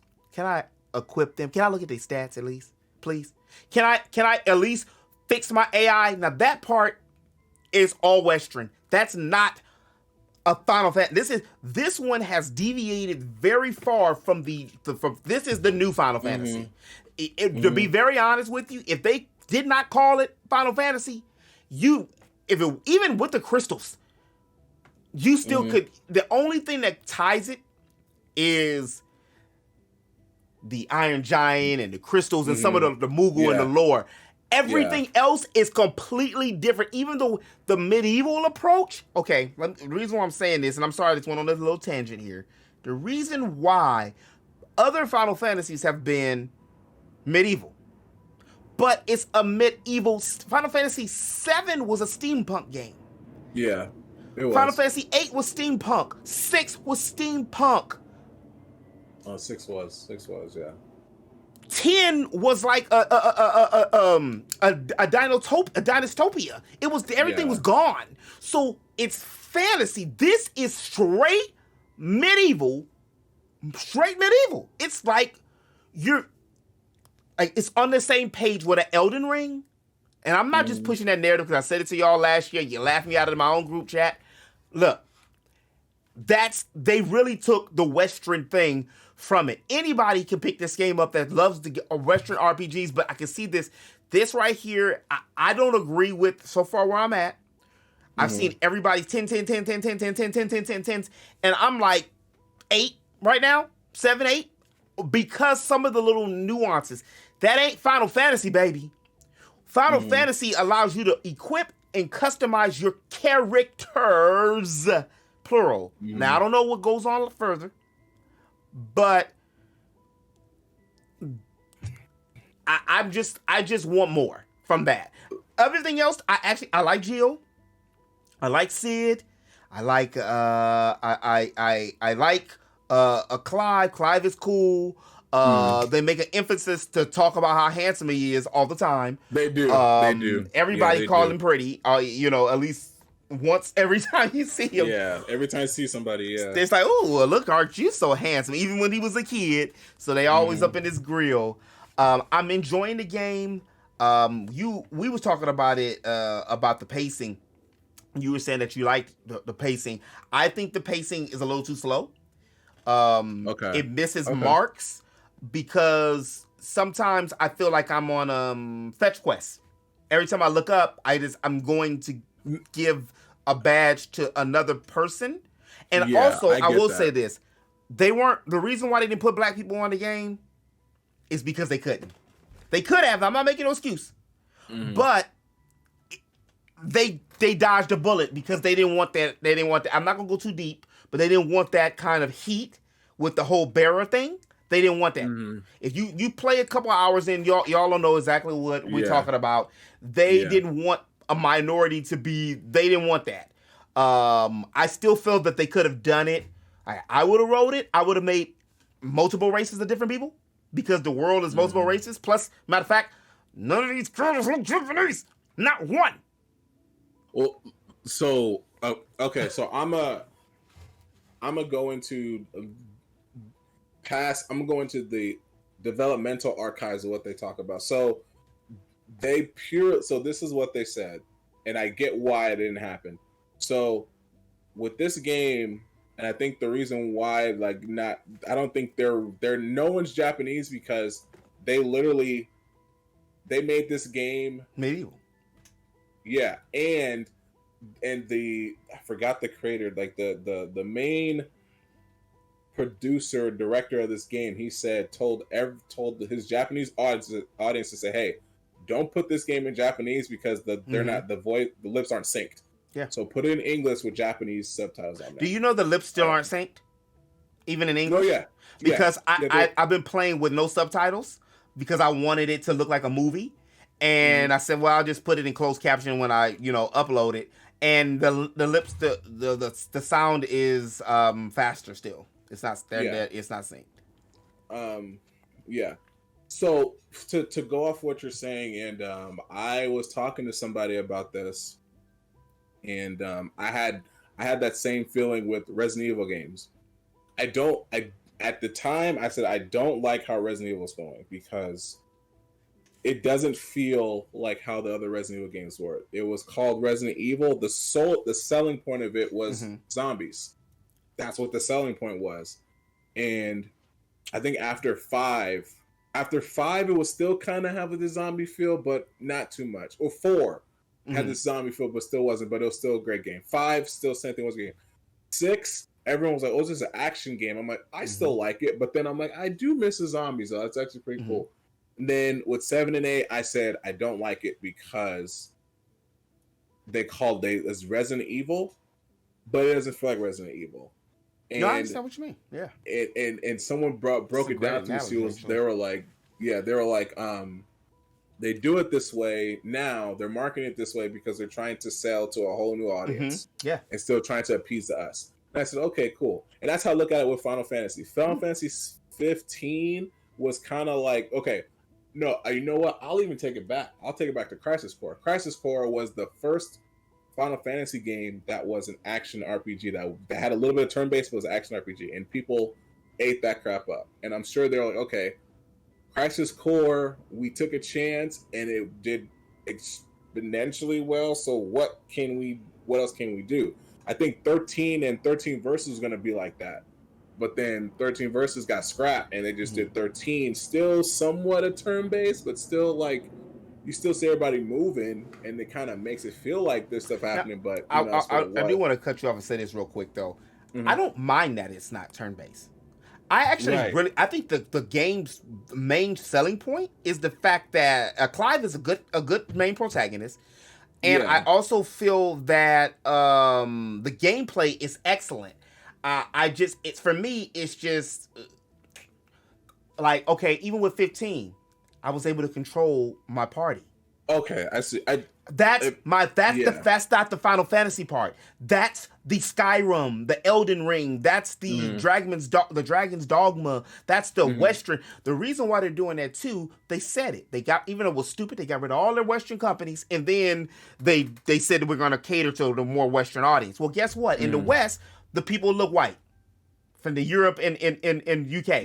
So that's the spade in the room or the elephant in the room, Mario. That's it. That's who that's the market. So they're gonna market it like that. Because Final Fantasy does better here than it does there. So that's what they're marketing to. So it's like cool. That's why Dragon Quest is better out there than Dragon Quest has stuck to its integrity. Dragon Quest has not changed. 11 has not changed. 11 is good. It stayed to its roots. I'm not asking for them to reinvent the wheel. I'm just saying, like, this is the second main entry that is some kind of key critical part that they've taken out what makes it feel less Final Fantasy. I should be able to control my party. That's all I'm asking. I mean, everything else is grinding. I can deal with the lame-ass quests. I can deal with some spiderweb I was looking at. I can deal with all the dudes looking the same. They're looking like some NSYNC rejects. I can deal with that. I like Game of Thrones where the black folks was the unsullied and the damn and Miss Sunday, her fine behind was a handmaid.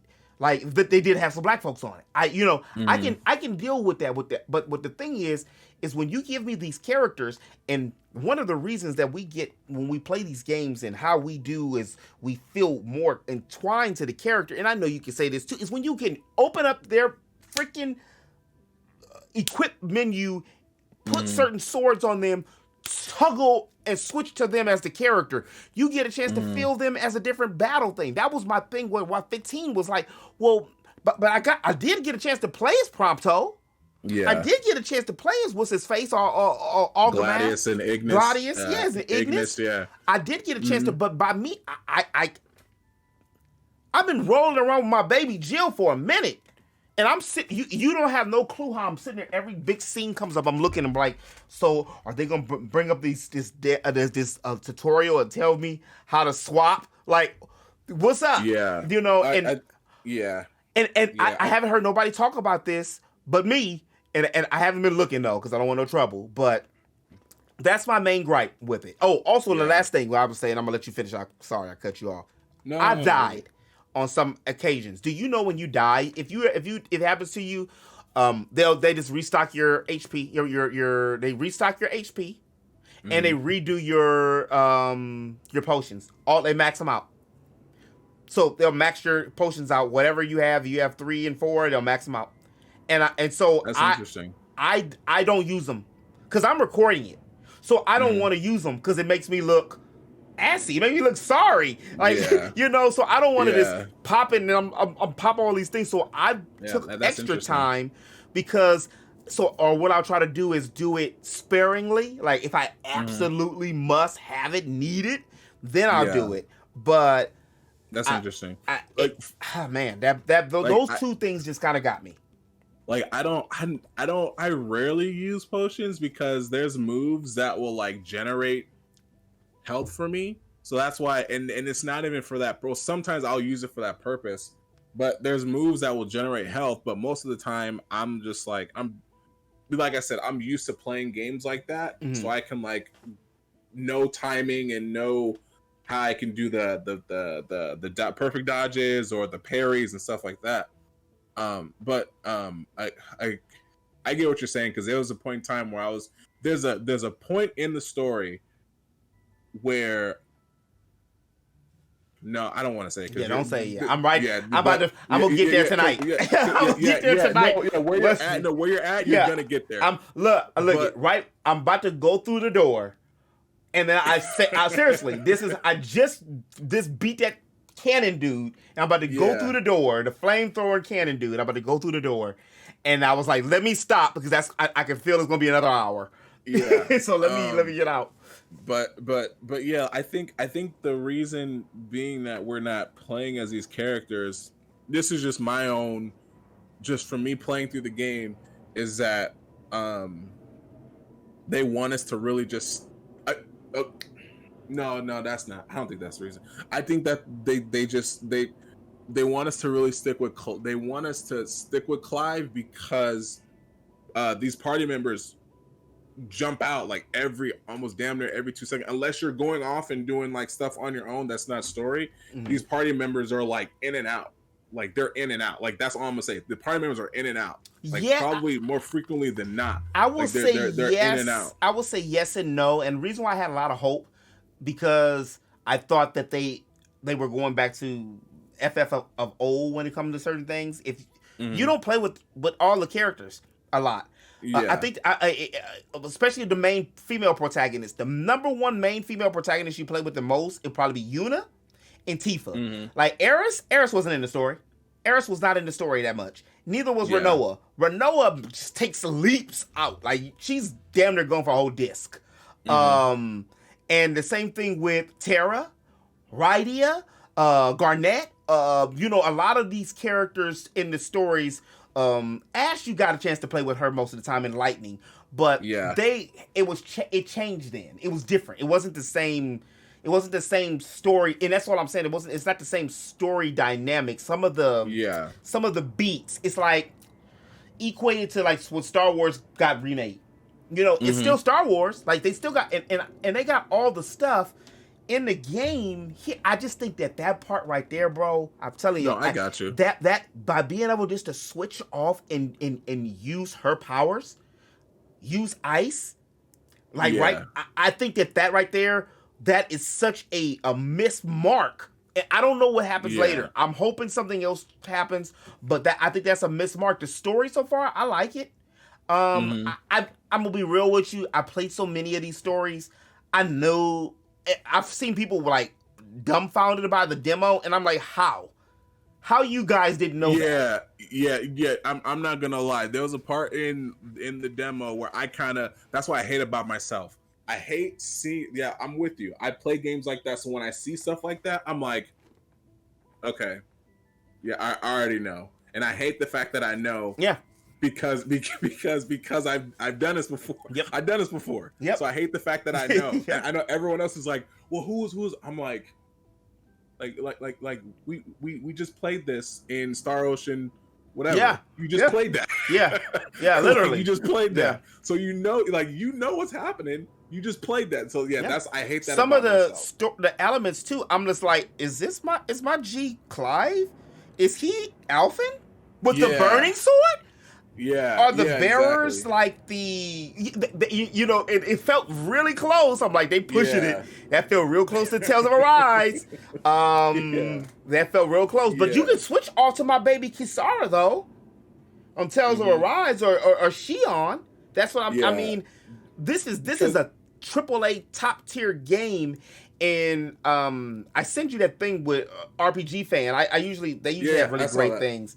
I saw that. And they did say something, so I don't know, and this isn't a spoiler for y'all, but this is they said something about the female characters, and had me kind of twisted. I actually disagree with what they said about the female characters and have a lot of depth. I think they have more than a few female characters that have depth. I actually like Jill. I would actually just like to see more of her, to be real with you. I get what you're saying, and I will. I get what you're saying. That's what it sounds like. You don't say nothing. Because that's how I felt. So just to talk for where you're not even to spoil it, I feel like just don't tell. Jill. No. I'm just saying. I'm just talking about the character. I feel like Jill is just. She seems very together, but then you're just kind of like. I know something there's else, more there. Yeah, something else there. I know there's more there, but you're not giving it to me. Yeah. But, yeah, because it's like she's the emotional support. Yeah, she's the good. whole, yeah, like she keeps things in check. She does. And it's just like I get that. She's wifey material. She's like she's the wife type that you want to do stuff. And I was just like, she but comforts there's him. more there because everyone in this game has gone through something. Not gonna say what happens, but everybody in this game has a chip on the shoulder in some way, shape, or form. I know you got something, and then I was like, all right, cool, so that, but yeah, that I agree with you there where they said they don't have, there's no dynamic, and it's like, I was like, it's like, have you got to that part yet? It's like, if you haven't got, what's her face was good. The other icon, I really like her. I think she was probably Bernadetta. Yeah, I really like her. She was probably the most emotional character besides Clive out of everybody during that in that sequence, because you saw her get mad, you saw her get upset, you saw her affectionate, you saw her in all these different stages. Right, and you got to see that out of her. So I agree. But anyway, I think we checked Miggy out because it's actually we already at 2 hours and 5 minutes. All right, so let's do it. All right. It's about that time to close out, because we're getting too close to some spoilers. We're getting it, and Miggy's like, hold on, bro. Now hold on, player. Now hold on. So just my final thoughts on Final Fantasy 16. Yeah, like just for me as just a gamer who just loves that kind of story and loves that kind of, the action, everything. I love being immersed. I love being able to control my characters to the fullest because it makes me that much invested into the story. And I feel like Final Fantasy 16 definitely does that. You just said that for you, and that's where my problem come in. You said right, and for me, for being able to do my character fully and be immersed fully is being able to switch them, because then I get a chance to see. Because what if I want to play as Quina? She has a different moveset. She's a freaking frog. She's a 6 foot freaking 400-pound frog. But if I'm only Zidane the whole game, I won't get a chance to experience that. I won't get a chance to experience the blue magic. I won't get a chance to know or check the stats or go through that. Plus, I'm rich in the game, but then I'm not rich in the game. But go ahead. I'm sorry. I cut you off. No. Because I'm rich in the game, but I'm not. I got money, but then when I see something else, I'm like, I ain't got no money. but no, like that's what I'm loving it so far. It's like I can't even say I was hype about it. I didn't have high expectations. I was just hyped for the game that we were getting this, and now we're playing it, and it's just a whole new experience. I'm gonna try to beat it this weekend. I'm gonna try to too. Yeah, I'm gonna try to beat it because I can't afford not to. I don't want that kind of heat. There's too many people who are just gonna be, hey, boss fight, and put the thumbnail on there. Yeah, that's cold business. I've seen people do that before. That's cold business. I don't like when they do that, where they say, hey, or they put they say, hey, boss fight, and they show you who it is, and it's just like, I didn't want to know that. Well, I almost said something. I almost said a Xenoblade 3 spoiler, but I've seen one of the legendary blades before she was Oh, I did too. And somebody had a thumbnail, and I was like, I had an idea about that, but you didn't have to do that to me. yeah. That's how y'all gonna do? Yeah. That's how y'all gonna do? But I have to agree. I am enjoying it as well. I want to see, because you never know what might happen. The game might split into a whole different thing, and then we can control each person and every icon. But that's not where I'm at right now. The game is good now. It's got some slow parts when it comes to the pacing for me. But I do enjoy Clive. I do enjoy Sid. I do enjoy Jill. The detail on the game is amazing. The details is great. The combat, I really enjoy the combat as well. I just need to keep going to see more, because I feel it can get better, because this reminds me of the Jack Titus situation, where Jet told Orin told Titus right what the plot of the story was about 10 hours into the game. So we know so much that was already been uncovered that I know it has to have some other secrets, some kind of twist, because it's still, at least where I'm at, I don't, it's like a little bit, it's so many moving parts. I really don't know what's going on, because like, who's the main person? And I know they're setting it up for that on purpose. So I'm hoping that it sets it up to be a good payoff. I'll definitely say that where you're at, a lot of things are going to, where you're at, they're going to start allowing you to put those pieces together. Okay. And I will say this, and I'm going to say this, and once you finish the part, you're going to understand what I'm saying. There is someone that I wholeheartedly hope that we have a arc where we get to play as that character. Okay. Because that character had a significance, and he's gonna have a significance here where you're at. He's gonna have a significance, and I hope that where I'm at, I'm hoping that later on down, because they keep teasing, because they keep showing this character every time. So I'm like, are you guys gonna let me use him? Okay, no, okay, cool. So I'm hoping that I get to use it, and once you get to that point, you're gonna know what I'm talking. You're gonna know. Yeah, I already got an idea. I already got an idea. Yeah, I already got an idea now. Also, because of the fact that I remember I looked up playable characters. Like I looked up. Am I only gonna be? I was so tempted. I'm like, am I only gonna be playing as Clive? Like, if it's just so they didn't give me a spoiler, but it did say that, just like how you said, it said it's parts that maybe, but then I was like, that's all I need to know. I'll just take it. I don't want to know anything else, because I just was scared. Yeah, because it's so many stuff that can happen. I'm not even to a part where I'm just to a part where just some of my skills are opening up. Let's say that way. I'll say for this, after this part, then they kind of start. I feel like this is my last thing before we get out. I feel like 16, the beginning part was really just to show you how you play the game. The second part that you're on is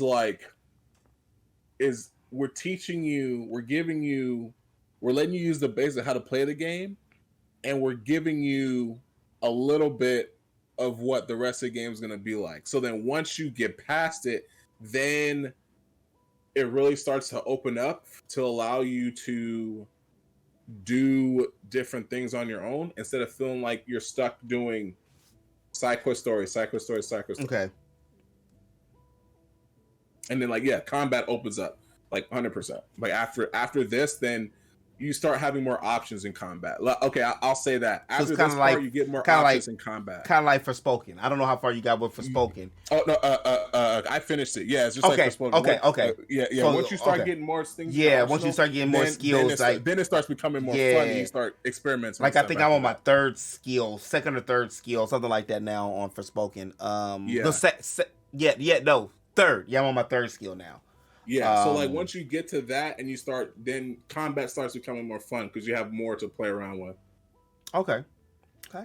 Well, I don't really have nothing else, because that's it for me. I got nothing at all. Mr. He was just listening. I got nothing. Mr. Mickey. I said, Had me a drink. Had me a nap. I finished my model. That's nice. While you know, we're talking. he's like, it's too much. It's just getting a little too close, a little too thick for me. We checked them out. I just got some painting to do. I think we got a little checked them painting to out. do, but I finished. She Okay, all right, there, we see you. But y'all, I appreciate y'all stopping by. Kotetsu, Miggy, thank you. You know, y'all are always welcome here on the Geek Talk. This is Geek Talk 019. That's 19. It was fun. We did exceed time, and we didn't even do the intermission. We didn't even talk about what we played and what we was watching, but that'll be another time. We ain't gonna get this week. It's just too much. But go ahead, everybody got any outros. Let us know where we can find you, who you is. You ain't got to put no social or ID number or nothing out there. But I also have everything in the chat. But I mean in the comment section. But go ahead and let everybody get yellow outros. Okay, so you guys know I am Kotetsu Tokai. I have my own YouTube channel, Kotetsu Tokai. You can find me on Twitch as well under Kotetsu Tokai. I'm also a part of Master Sword Music, where we just fairly new Arcade 2.0. You guys go check that out. We got some new stuff coming. And our host here is actually on Arcade 2.0. So if you guys want to go check him out on there, you guys can go check him out over there as well. We got some new stuff cooking, and it's gonna be really fun and really cool. Can't wait to hear stuff. I have my own EP coming out soon. Ooh, okay. So it's gonna be really cool. I'm excited for that. So that's pretty much it. You guys watch out for that stuff when that comes out. Okay. Next. Player One Mickey, Instagram. You know where to find me. Gundams. That's it. I have a Twitch, but I'm in hibernation mode. That's it. I was sitting here waiting around. I'm like, where's the rest of it? And as always, y'all man knew a few words. You dipped for an hour and 50 minutes. We was like, if he's gonna leave, y'all talked for an hour and 50 minutes. We was on there for 2:04. I had nothing to contribute. I understand. No, I know how it goes. Y'all excitement. I can't wait. I know. Well, you still got to play. You got a few games. So didn't you said you finished Xenoblade, right? You said you finished the first Xenoblade, didn't you? Yeah. Yeah. Okay. So now you're on 2. So we can't talk about 3. I'm on Breath of the Wild. Yeah, I'm on Breath of the Wild. we got to talk about 3. I know. We still can't talk about 3. Can't talk about 3. Can't talk about 2. It's all right. It got some thick blades though. I just say that. Just to put it out there like that. Like, I'm more of a Nia guy than the Pyra. Resident Evil 4 though. I do like Pyra. That was on my Resident team. Evil 4. I really am a Pandoria. That was my girl there. I really liked her. But as always in the web, you know who I am. This is Q, aka the Geek, your friendly neighborhood geek. I just said it twice, but that's okay. Thank y'all for staying and watching for a whole 2 hour and 4 minutes. Y'all get a gold star if you stayed this whole time. Hopefully it was entertaining, and we'll try to smush it down next time to be a little, more compact. But I think we was pretty good with all the stuff that, it was a direct, and we didn't really even go into full detail with the direct or all the headlines. And that's what made me say we need to get on the podcast again, because there's so much stuff that's going on that it's enough stuff to talk about weekly and still have, some leftover fat. So I'll leave y'all with that. If you do like this content that you see, do me a favor and hit that like button. And don't forget to subscribe. It lets YouTube know that you like the content that you see, and they'll push it in front of more people, and it really helps out a lot. Enough begging. You can find me everywhere else at The Geek Show, Twitch, Twitter, Instagram, go ham, all the above. I'll holler at y'all later. Peace. Get out of here. Longest time, I wasn't being legit or for real with myself either, because that was a part of me. And even though I was doing it in secret. And then it just hit me. And that's when it hit me. And that's when I became a geek. Finally, the sleeper has awakened. I am the prince of all geeks once again.